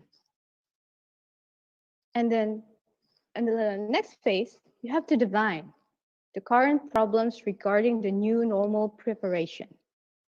Highlights unexpected and interesting facts. And also define targeted users within and beyond varsity campus by creating personas. What is personas? Okay, so creating personas. User experience specialist Aurora Herley from the Nielsen Norman Group explains that there are 6 common pieces of information that make up a persona. So persona is some imaginative targeted users, but based on facts. So based on the real data, but you develop a person here just to so that you can create the solution of the interactive design. So a personas must be include name, age, gender, an image of the persona, preferably including some context in the background. So like name, Oyin, age, 30-something, gender, female, an image of the persona, a doctor, US graduate, and she loves cooking so much, something like that. So put some context in the background. And then a tagline indicating what the persona does or considers relevant in his or her life. So for me, my tagline would be a foodie enthusiast, a mom and foodie enthusiast, something like that. And then the experience and relevant skills the persona has in the area of the product or service you'll be developing. So my experience was what? I'm a lecturer, I'm an assistant professor in interaction design. And then put some context to indicate how I would interact with the product or the service. If you will, so if you would like to create an apps, for instance, so how will I interact with that? How will I use this? Is it like voluntary, or it's a policy that imposed by the university? I have to use this app. And then any goals, attitudes, and then quotes and a brief scenario. So persona could be presented like that. So racial, a cooking foodie, age, occupation, education, family status, blah, blah, blah. This is something that you can find on Google. So don't worry too much, okay? And then ideate. Based on personas you generated, so you can create any possible form of communication. And then new media, application, policy that can reach out and educate your target effectively. And then prototyping, by creating a visual scenario about the implementation of your ideas. Oh, let me get back to previous slides. So any possible form of communication, new media apps, is it always to be, is it supposed to be digital, always be digital outcome? Not always. That's why you have to understand your users and what kind of media or channels that they always exposed to. Okay, and then prototyping. So this is the kind of the prototyping. You can visualize your idea with storyboards like this, or you can have like a monologue, and then you um, telling stories to us by a background music. So be creative. This is one way, but there are more ways, 1, 2, and some more. That's what my professor always told me. And then this is a COVID Wise. The COVID Wise is an app developed by the Department of Health in state of Virginia in the United States.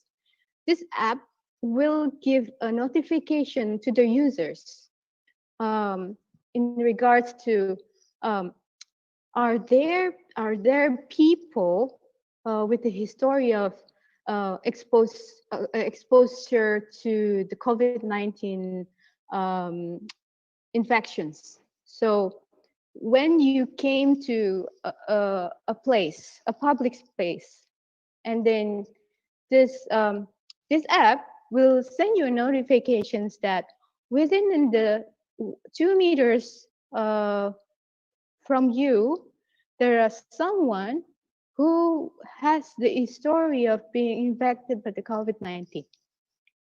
So when you receive this alert, you know how to mitigate yourself. So, oh, I'm not supposed to be here, or I have to be more careful not to get infected. Okay, and then this is the other ideas. So the ITS, we learned that students, and also maybe not only students, but also people, staff, academic, non-academic staff, academic staff, they like to use stickers to emoji stickers to express as a mode of expressions. So they developed this. If you look at this, the words is budayakan bermasker, or literally like face mask culture. So they designed this Indonesian, because Indonesia we have like 300 ethnicities. So they dress up as each of the ethnicities in Indonesia, and then it delivers with the local dialect. So it's not only in Indonesian or bahasa Indonesia, tapi we also include like Maduris, bahasa Madura, and then Jawanese, bahasa Jawa, something like that. And also, this is the mayor of Surabaya, Bu Tri Risma Maharini. In this pictures, she was delivering a message to people from Maduris ethnicities who live in Surabaya, because she awares that some of them the Maduris, they don't speak bahasa Indonesia, and they it will be more engaging if she spoke in Maduris. And then this is some of the mitigations. This is the hat of elementary students with face shield attached. And then this is the public transportations in Indonesia. And they have things like this. And then every corner in Indonesia, you will find place or stations, I think, station to wash your hands.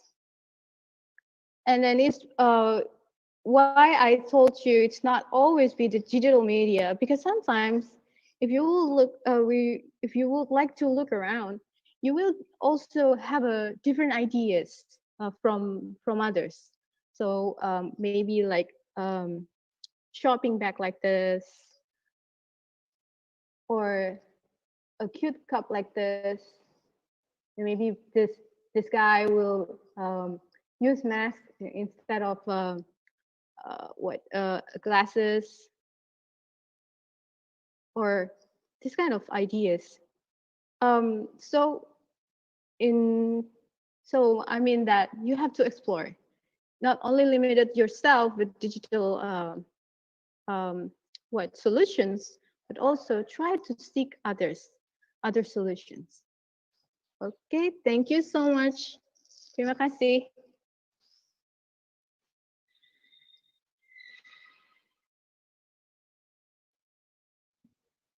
Thank you. Thank you, Dr. Oi, You're for very such welcome. an insightful lecture. And we learned a lot from you instead. And now we will have the question and answer session. And we actually have few questions here. So the first question, can you share your experience with us on how do you form collaboration with other universities from South Korea, the Netherlands, Denmark, and Thailand on your experience or user interaction design? Should the design be localized or generalized for a greater audiences like the foreign countries? Okay. Okay, thank you so much, Dr. Ong, and thank you for the question as well. So in terms of the experience and designing user experience or user interaction design for people, of course, I think design must be, there's a, for the system itself, it's like for the Western culture, it's all they have to be generalized because it's for the vision of internationalization and globalizations. However, instead whether it's generalized, they have to make rooms for customizations so that kind of the products can be customized for the local users. For example, your smartphones, they have options for your own native language. Some of you will speak Mandarin, some of you will speak Indonesian or Malayu, something like that. There are rooms for customizations. So because sometimes something that happened in this for like the Western countries, they develop the technology, but mainly it's just to serve the Western lifestyles. Some of us who's living in non-Western settings, we maybe not feeling engaged, or we not feeling be included in those kind of system or technology. So that's why they have to make rooms for customizations. I think like that, Dr. On. Okay, thank you. And for the second question, in your slide number 10, on the topic of the design thinking process diagram, what do you mean by the process that's not necessarily linear and can be applied as needed? And is any sequence of importance for the elements presented in the diagram? Okay, so sometimes it's in design thinking, you know, designer, okay? Designers, we really something that rigid. It's not our style. So it has to be very flexible. For instance, you already know. So within special cases, you know that okay, we can already perform the ideation phase. But then when we do the brainstorming, oh, we find something missing. So when we found something missing, we don't have to back to the define phase, but sometimes we can move backward in the beginning of the process, something like that. So is there any sequence or of importance for the elements presented in diagrams? So it's very tricky. Every designers will have a different experience.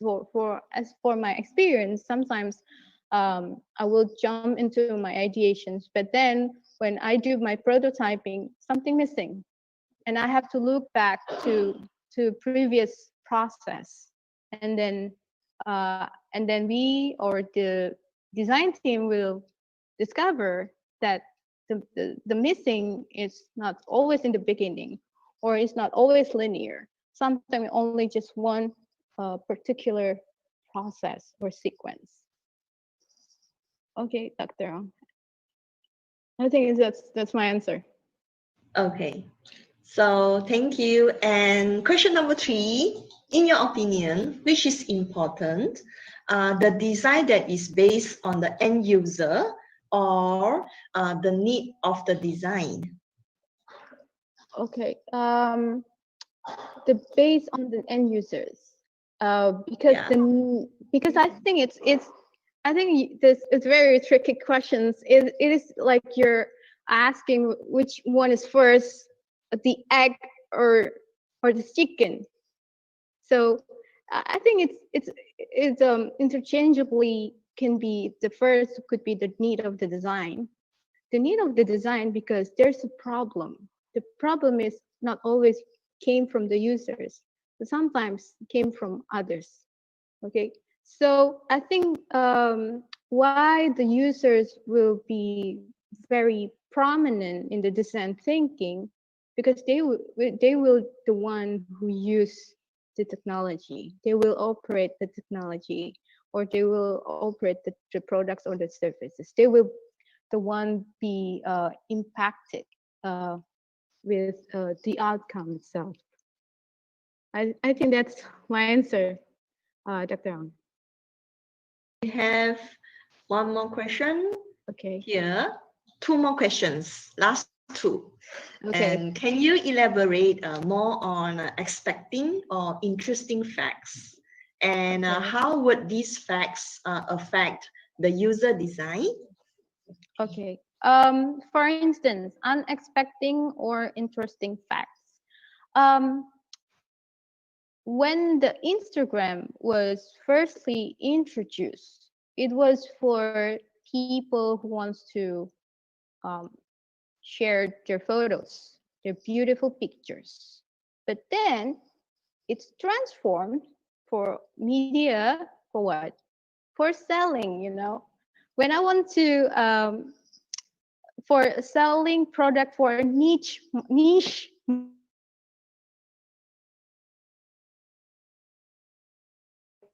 like 5 years ago, I used, and then how the way I marketed my products is through Instagram, because sometimes people will look for unique products or unique food or unique snacks in Instagram. But nowadays you already have Grab Food. In Indonesia, we have Gojek, GoFood, Grab Food, something like that. So it's different kind of thing. So unexpected interesting facts is the first. At the beginning, it was for sharing photos and beautiful photos, and then the interesting facts, people are also selling their products in Instagram. So then this one is affect the user design. Now I think as I noticed that Instagram now, they have a feature where you can buy some products from official stores. So they will put a sign of shopping bag, so users could buy the product itself. I think that's my questions. Interesting. So the last question. Oh, no. Okay, the last question. Question 5. No, this is for This the is no. previous. Oh, okay. So sorry, Dr. On. That will be the last question. Thank you so much. So thank you so You're very much welcome. for your time with us and give us a very insightful and interesting lecture. And so with this, we thank you so much for being with us. So we are gonna to go for another agenda. And thank you everyone for your active participation. And I will pass the baton to Dr. Ho, so the Deputy Director of the CIE of UniMAP for the following agenda. So thank you so much, and goodbye everyone for here. Okay. All right, thank you so much, Dr. Ong. It's been a very great day today. We have listened to Prof. Rizal for his insightful lecture, as well as, of course, Dr. Oin for your very interesting lecture. In fact, I'm so intrigued with the Madura concept, whereby you try to actually relate and connect the people in the rural area, whereby they might not be connected due to the language barrier. And I'm really interested to see the comic methods that the COVID wise program has been using. So I think those will make a very good example for our students group to a presentation later. Anyway, I should introduce myself. I am Arthur from CIE, as Dr. Ong has mentioned just now. So next agenda is actually interesting for our students, because for your information as well, meeting 5 and 6 will be fully based on the student presentation. So I hope all the student presenting groups are here. Can we hear from the students? It's been really quiet for the students. I don't even know if they are here. Hello. Together with me as well is Pak Wayu and Pak Desi as well. Yeah, they will assist me in the group assignment as well. Pak Wayu, Bu Desi, sorry, Pak Desi, are you here? Yes, we are here, Prof. Abdul. Yes, hello, how are you? Hello. How's everything in Surabaya? Yeah, fine and busy here. Yeah, the weather is quite good right now. Some of office we already starting WFO from Sepuluh, so but with the schedule, so okay, Right. everything will be fine. Yeah. So, Pak Desi, everything okay? Hey, Dr. Ratu. We are actually ahead of our time, but I think it's Yes. okay, so the student can have more time for preparation for meeting 5 and 6 later. Yeah. So yes, for the students, not what we are going to do now is to assign you into different groups.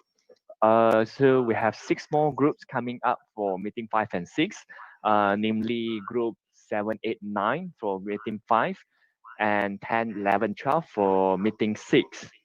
So if you can see in front of me, I have a different papers, right, with the group numbers in it, which is completely randomized, which I do not know which one is which one. And if you can see from Bat Desi as well, she has colored paper as well with different numbers as well.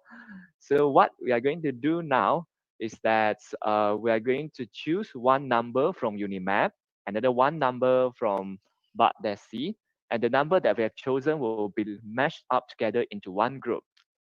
All right, are we ready, Bat Desi? Yes. All right. So let's go for the first one. I will open the envelope in front of you so that you know that this is authentic and there's no planned thing, right? So everyone will have to agree with it. Right. Right. So yeah, are we ready? Are the students ready? Do we need a drum roll? Wow. All right, let's shuffle, but let's see. All right. Let's see. Ready? All right, we got the first one. I also got the first one. So I open up. Let's open up. Let's see. Right. So the first one is group 12. Oh my, I can't see. Is it group 12? My, oh, probably I should stop sharing my screen, and I stop my virtual background first. All right. So now you can see the first one is group 12 from UniMAP and group 9 from ITS. All right. Everyone agrees? All right. There's no complaints, so we'll carry on. Yeah. maybe while the group 12 from UniMAP and group 9 from ITS, could you please change in front of your ID Zoom become 1? So it's very easy for us later to break out the room. Yes. Okay, please change your ID Zoom right now to plus add 1 in front of your ID Zoom 1 ITS underscore your name or 1 underscore 7, yeah, sorry, change to 7 underscore ITS / or UniMAP underscore your name. So it's easy for us later to do the breakout room. Thank you. Yep. Thank you so much, Pak Wahyu. So to repeat that, so you will make sure that you have the number in front of your name. The number will be the first one, number underscore university, and then your name. Yeah. So just now, group 12 from UniMAP and group 9 from ITS will be renamed into group 7, right? 7, yeah, 7. All right, but let's see. Ready for the second one? Let's shuffle. Right. All right, I got mine. Yes. All right, let's open it up. 1, 2, 3. All right. So 8 and 12, group 8 from UniMAP and group 12 from ITS will be renamed as group 8. Right? So again, remember to rename your ID, right? All right. Don't worry if you miss this. Our colleague is actually doing the presentation slide. We will show it again so everyone will know which group will join with which group. Yeah. Okay. Without further ado, but let's see. Okay, one more. Yeah. All right. Let's open it up. All right, so we have group 9 from UniMAP and group 8 from ITS. So you guys will be group number 9. Right, group number 9, right. So yeah, that's all, not that's all, the half of it. So 3 groups, 7, 8, and 9, matching up with UniMAP and ITS students. These 3 groups will be presenting in meeting number 5, right?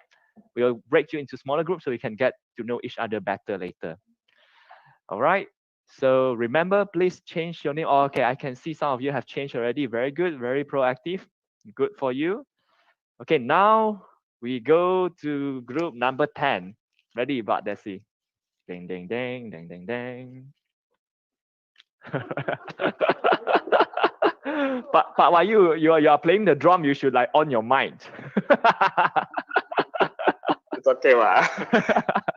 All right. Yes, let's go. But let's see. All right. So we have group 7 from UniMAP and group 11 from ITS. These 2 groups will join up and form group number 10. Yep. Group number 10. Number 10. Right. So change your name. Right. So we have 2. Last one, but let's see. Which one should we use? Should we choose the left one or the right one? The left one is better. Left one. So left will join with the left one. My left. Okay. My left is your right, I think. Yes. I don't know. Okay. Yeah. The left one your then. left one. Your left Okay, one. the left one then. All right, let's Okay. open up the left one.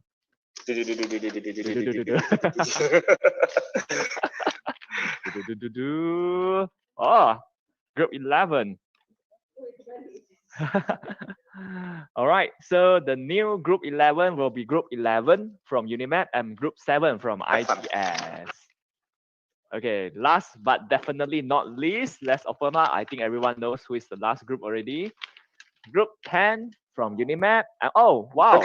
Group 10 from UniMAP and Group 10 from ITS.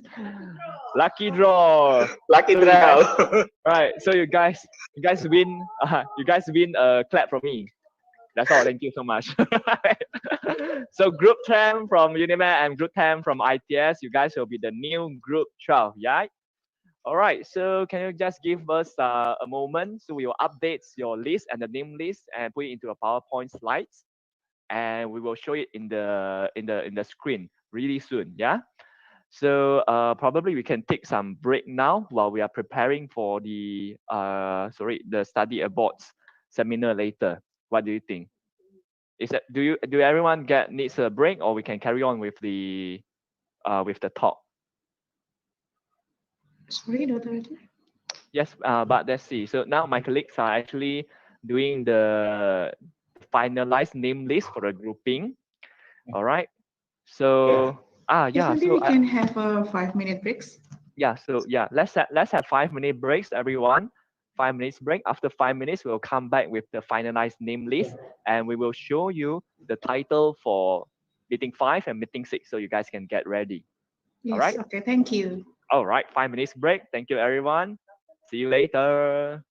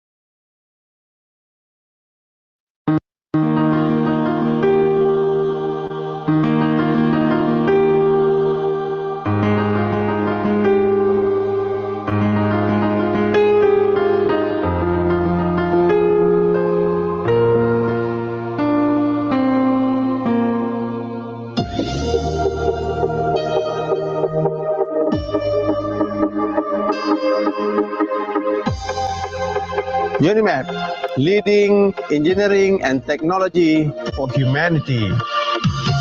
In 2002, the ministry approved the establishment of College Universiti Kejuruteraan Utara Malaysia, KUKUM, the 17th public university in Malaysia. In 2007, KUKUM was rebranded as UniMAP.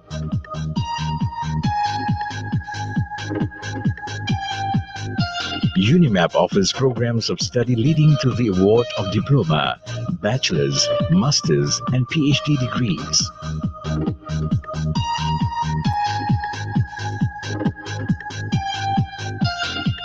UniMAP operates in 3 main campuses. Nature Campus Pau Putra, Computer and Communication Engineering, Manufacturing Engineering, Electrical System Engineering,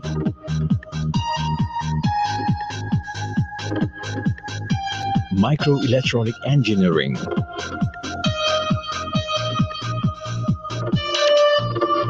Mechatronic Engineering.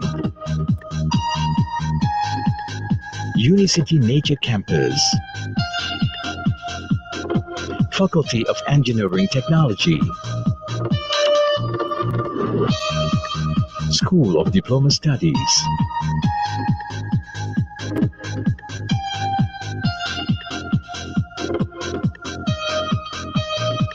City Campus, Materials Engineering, Bioprocess Engineering, Environmental Engineering, Business Innovation and Tech Ownership, Human Development and Techno-Communication. UniMAP continuously carries out research that brings benefit to all. Nanotechnology research in UniMAP looks into faster, easier, and more accurate detection of microbiological diseases.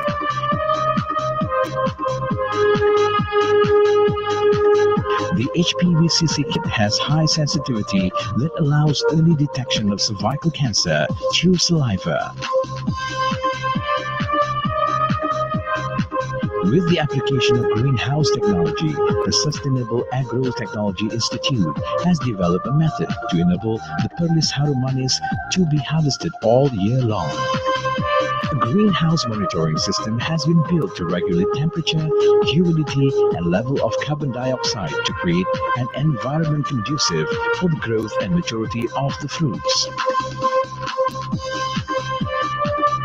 A bus monitoring system developed by the UniMAP Center of Excellence for Advanced Sensor Technology facilitates efficient monitoring of the movement of university buses for students. Under UniMAP's social responsibility programs, an alternative energy source kit known as EPS kit has been developed. Each year, UniMAP produces alumni whose presence is felt the world over, in many parts of the world. Even though it's a different industry, different profession, but we still need the soft skill, the leadership skill that we learned, that we were taught in school during our university days. It's a lesson learned.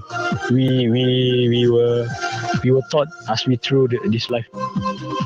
Being graduate from UniMAP, it really helped me in adapting to the working environment, and it helps me speeding up my learning curve.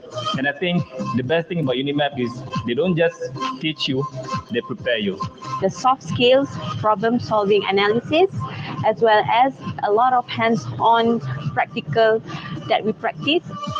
it will help the graduates to be more confident when they graduated later on. The levers in UniMAP actually helped me a lot for this business. So here I want to thank UniMAP for give me a very good education for me. UniMAP mantap. UniMAP researchers are globally recognized, evident through the acquisition of numerous international grants. UniMAP is my first choice because the programs offered here are focused and they fulfill the expectation of the industry.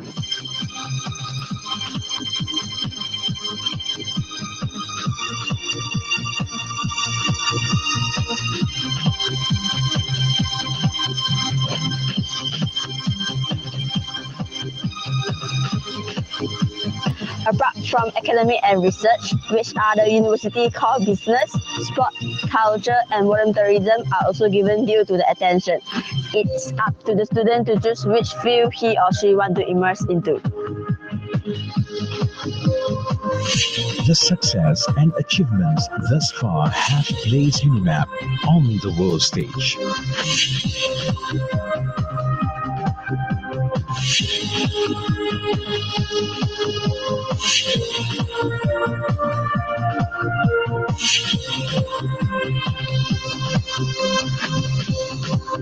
We are proud of our numerous achievements, including being recognized as the world's top 700. Guided by our core values of knowledge, sincerity, and excellence, UniMAP will become even better and stronger towards a brighter future for all. UniMAP, mantap!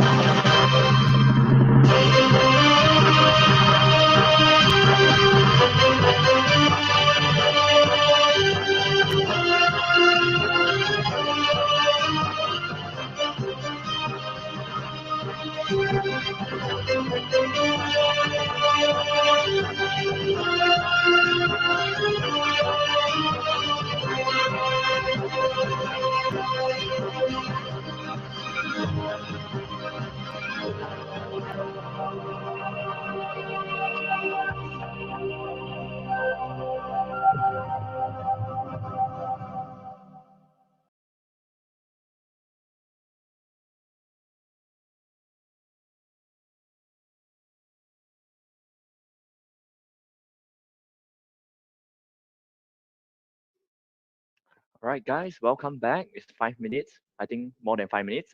Is everyone here? Right. All right. So the group list it has already been posted in the chat box. If you missed that, don't worry. We will share with you. Right. We will share with you the group list again on your screen. You'll be able to see. You will be able to see the group list. Right. So you have group 7. As these people are Ahmad Armal, Nur Fahada, and Noor Ashikin from UniMAP. And from our partner, ITS, we have Haninati Kirana, Irma Novianti, and Hans Dimitri. So for group 8, from UniMAP, we have Ravina, Muhammad Ashikul Islam, and Imam Khalil Cornelius Anwar Abdullah McAfee. And from ITS, we have Aulia Karis, Ramasari, Zulfami Hawali, and Raikanatun Nafia. I don't know if I pronounce your name correctly. If I don't, just let me know. Right. All right. Thank you, Pak. Right. Next, we have group 9. Group 9 from UniMAP. We have Aidil Hanafi bin Amiruddin. The second one, Ibnul Radi Asman, and No Shafika Azaha. From ITS, we have Nidia Amadia Rosalin, Diva Kuranin Tias, and the last one, definitely not least, Yuda Hendriawan Budi Handoko. Right, for group 10, UniMAP, we have Vanota Verakan, and then we have Santi Shini Sunda, and Siti Nur Halima binti Muhammad Ali Jina. From ITS, we have Anggun No Fitriani Handako, and Wulan Rahayu. Faris Riljansyah. Wulan, right? Not Mulan, right? All right, right. Okay. Group 11. From UniMAP, we have Nurin Diana Zakaria, Siti Noor Aisha Zulkifli, Muhammad Farishan Zamzuri. From ITS, we have Saara Firdausi, Muhammad Adi Utama, and Rizka Amelia. Last but not least, we have Group 12, UniMAP, Ruzaini Muhammad Rohizas, and we have Blessing Chigozirim Patrick, No Sufazatini Binti Suzaini. From ITS, we have Vania Federica, Charles Leonardi, and Adilato Latifatun Jannah. Right? Oh my, this is like a tongue twister for me.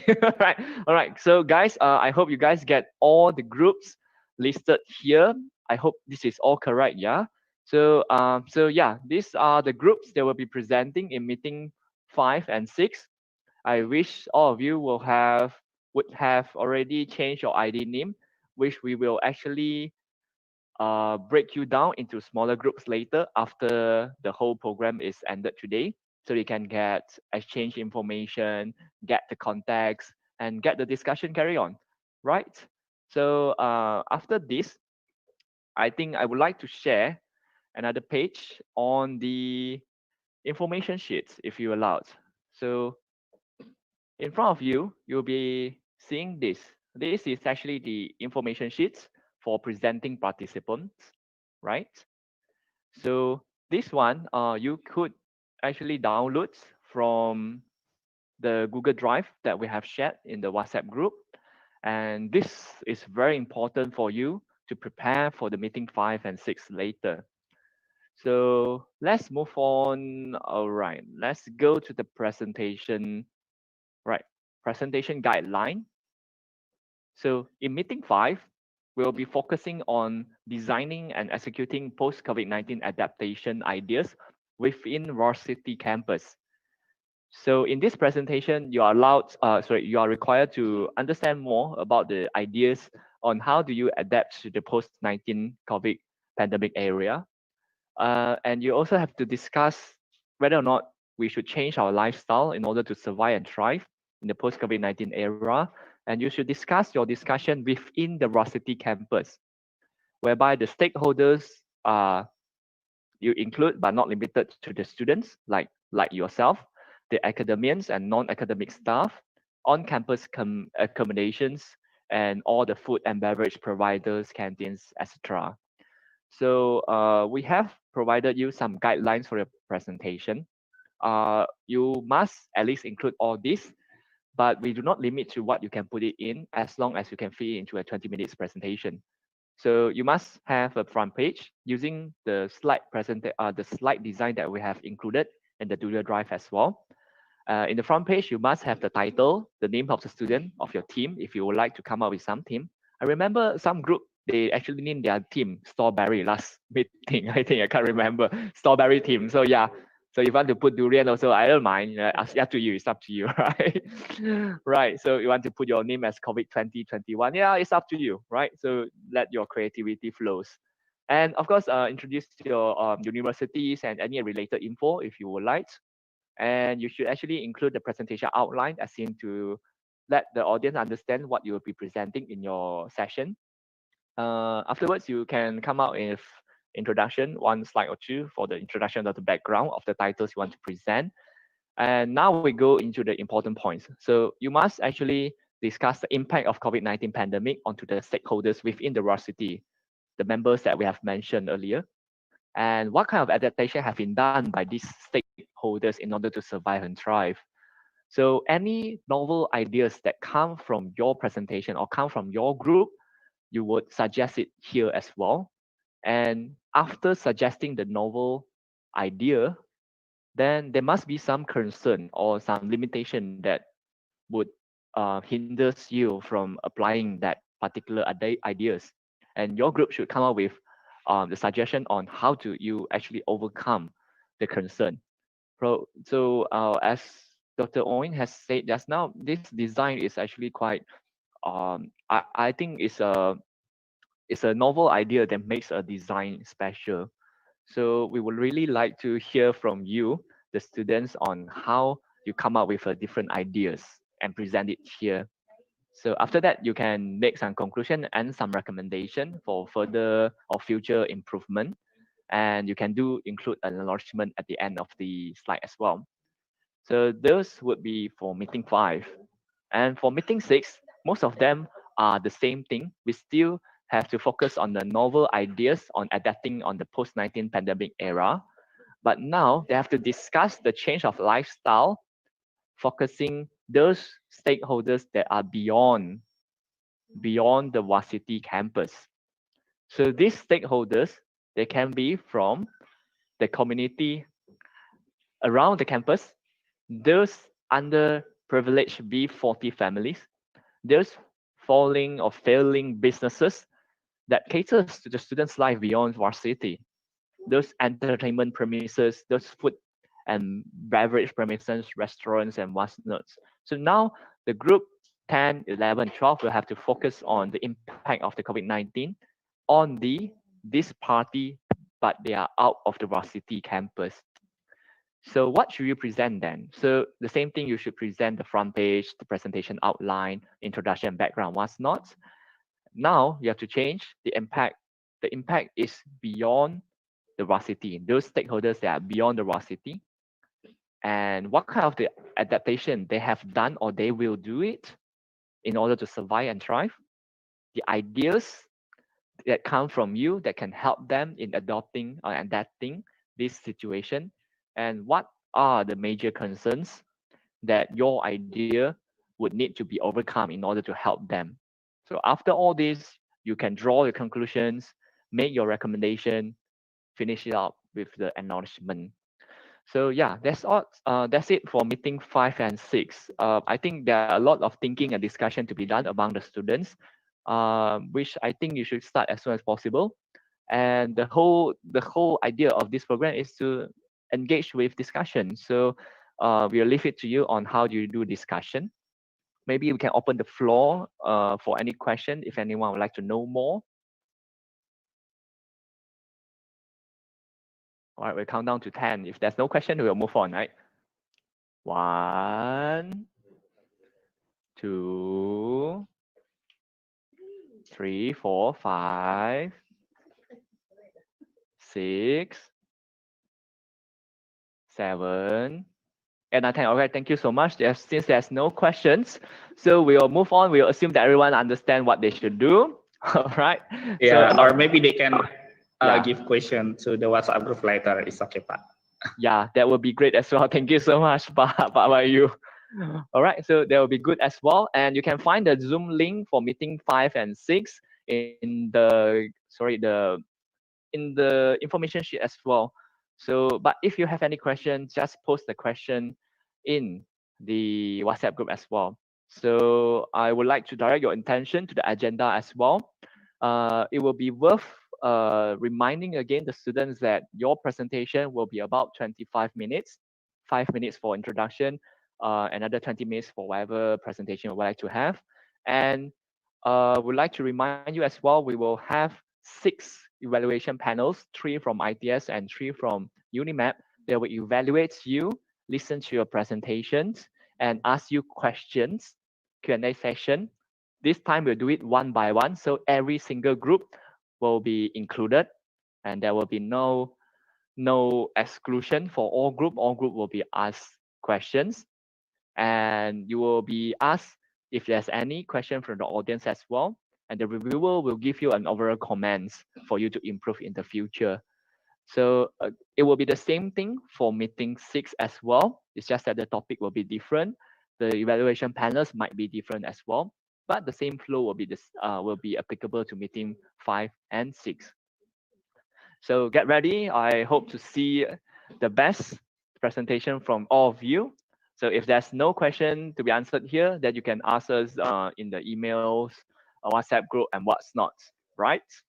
So if there's nothing else from me, so I shall stop sharing my screen and we can move on to the next agenda. So for the next agenda, For the next agenda, we will have the study abroad in UniMAP long and short-term mobility presentation by our heads of International Mobility Program, Mr. Juliana Johari. So I'm sure that by having a good collaboration between ITS and UniMAP, we would like to really see an actual physical mobility. Pandemic will rest down a little bit so that we can allow cross borders between Indonesia and Malaysia. So from UniMAP, we are more than welcome. We really welcome anyone, any student from ITS to do your mobility, long or short-term mobility in UniMAP. As in, how do you do it? I will pass it to Madam Juliana Johari. She will explain more. All right, Madam Juliana, the floor is yours. Thank you. Okay. Okay.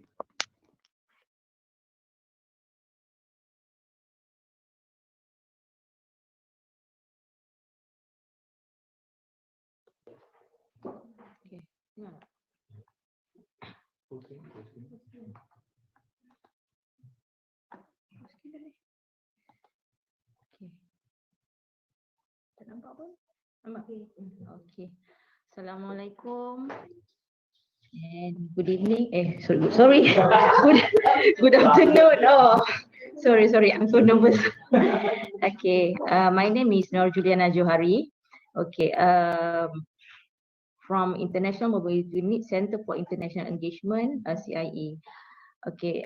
So today I will brief explain about student abroad in UniMAP long-term and short-term mobility. Okay, student mobility. For your information, we Center for International Engagement in charge for student mobility and staff mobility also. But for today, I will focus on student mobility. Okay, student mobility program is activity promoted by the Ministry of Education. So in line with the ministry aspiration to enhance internalization higher education, UniMAP will increase its effort in mobility program, especially for the student and staff too. So through the programs, UniMAP will be able to internationalize its identity and create an enhanced visibility in the global area. Okay. Actually, UniMAP has been aggressively active in participating in the mobility programs for the past 5 years. Okay, for information, I will explain for mobility definition.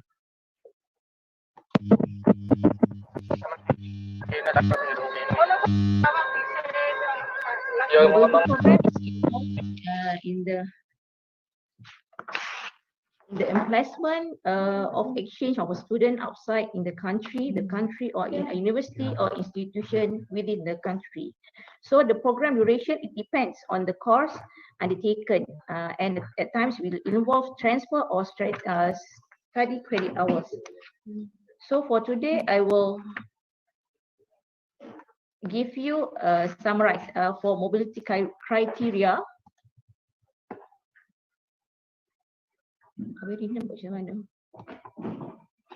Okay.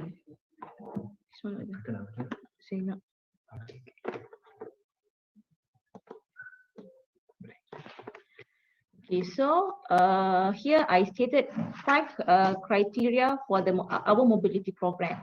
So we will have long-term and short-term mobility with credit transfer and credit transfer. So in our credit transfer, we categorize as exchange program, industrial or internship program, research attachment, and summer program. And for non-credit transfer, short-term program or fieldwork and academic or elective clinical attachment. So in a mobility category, we categorize to inbound and outbound, either long-term or short-term. So for the long-term with the credit transfer, for the duration is 1 to 2 semesters, means that students will go to the host university for the minimum for the 6 months, and for the maximum is 1 year. So for the non-credit transfer is a short-term mobility. We follow the our Ministry of Education definition, it's minimum of 5 days and maximum of 12 months. It's excluded the date that you going to traveling day and for the traveling day. Okay.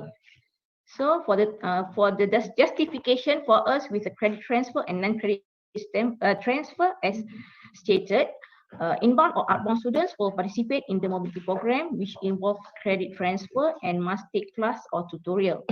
And industrial training students will involve in credit transfer mobility session. So for non-credit transfer, for inbound or outbound instead, students will participate in summer camp programs or short-term activities organized by host university or institution. Such as activities, for example, that included in non-credit transfer, such as international seminar, international research presentation, cultural exchange, society or society service program. Last but not least, this is the important thing for budgetary allocation. For with credit transfer, it was for the inbound, home university or institution host will support you. For same with a non-credit transfer. But for outbound, UniMAP student or mobility fund, we will student need to self-funded for air tickets, insurance, or daily allowance. Okay. For the next, I will state the important things for the mobility program for inbound and outbound is 4 major for what we call that for the eligibility for inbound and outbound mobility program. So for eligibility inbound mobility program, okay, it's very students from in this case it refers to ITS student. So for those for ITS student who want to be our student, so the eligibility is as in the list. Okay, first, full-time student at a university or institution recognized by UniMAP. Second, have completed at least 1 year of full field-time tertiary education. Third, have obtained above average results in his or her university or institution studies to date with an overall CGPA of 3.0. Less than 3.0, it depends on your university. Depends on your criteria that you have. 4, nominated by his or her university or institution to participate in the students' mobility program.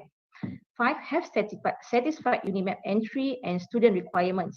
6, have meet Malaysia's visa requirement. This is the important things for the inbound student.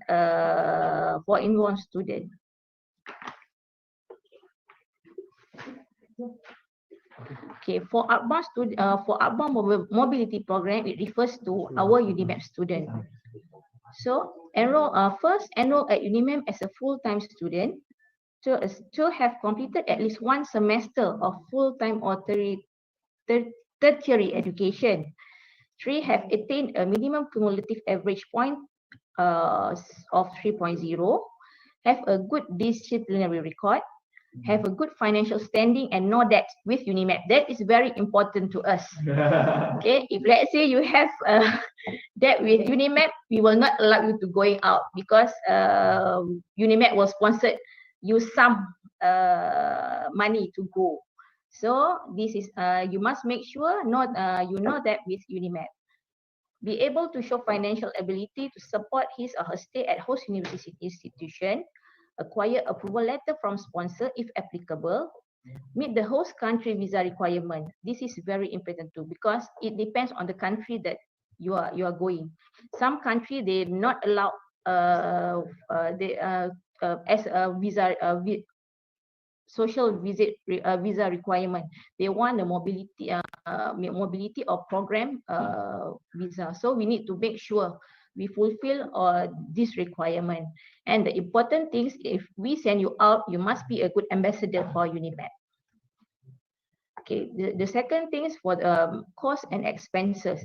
So here I put also inbound for the inbound and outbound mobility program.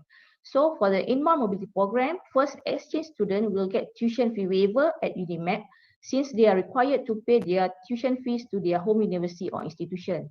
So compulsory to take up health and travel insurance for coverage during the program at UniMAP. So I highlight this item number 2 because if let's say you want to attend the mobility program more than 3 months, you need to apply for the mobility visa in Malaysia. All the institution in Malaysia, if you want to attend for the mobility program, it's compulsory for you to get the visa. So you must make sure either the program that you want to attend is less than 3 months or more than 3 months. So it depends. All expenses on travel arrangements, including visa and passport, shall be borne by the students, not the university. If you have a sponsorship, the sponsor will pay for you. But if no, you have to pay by your own. Okay, for students on a visiting student program, payment of fees will be based on the terms and condition of the agreement between UniMAP and its partner university or institution. So for the university, we have MOU or memorandum of understanding or memorandum of agreement. Okay, you have a special treatment. So it depends on what we sign with your university. Okay, so next for outbound mobility program. Okay, for the UniMAP students for example, our UniMAP students want to go to ITS, okay, to join their mobility program. So they must make sure all these things they fulfill and they know about this. First, student undergoing the mobility program will get a tuition fee waiver at the host university or institution since they are required to pay the tuition fees to UniMAP.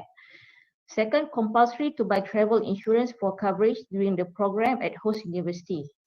Third, all expenses on travel arrangement, including visa and passport, shall be borne by the students. So it seems like the students who join our inbound program.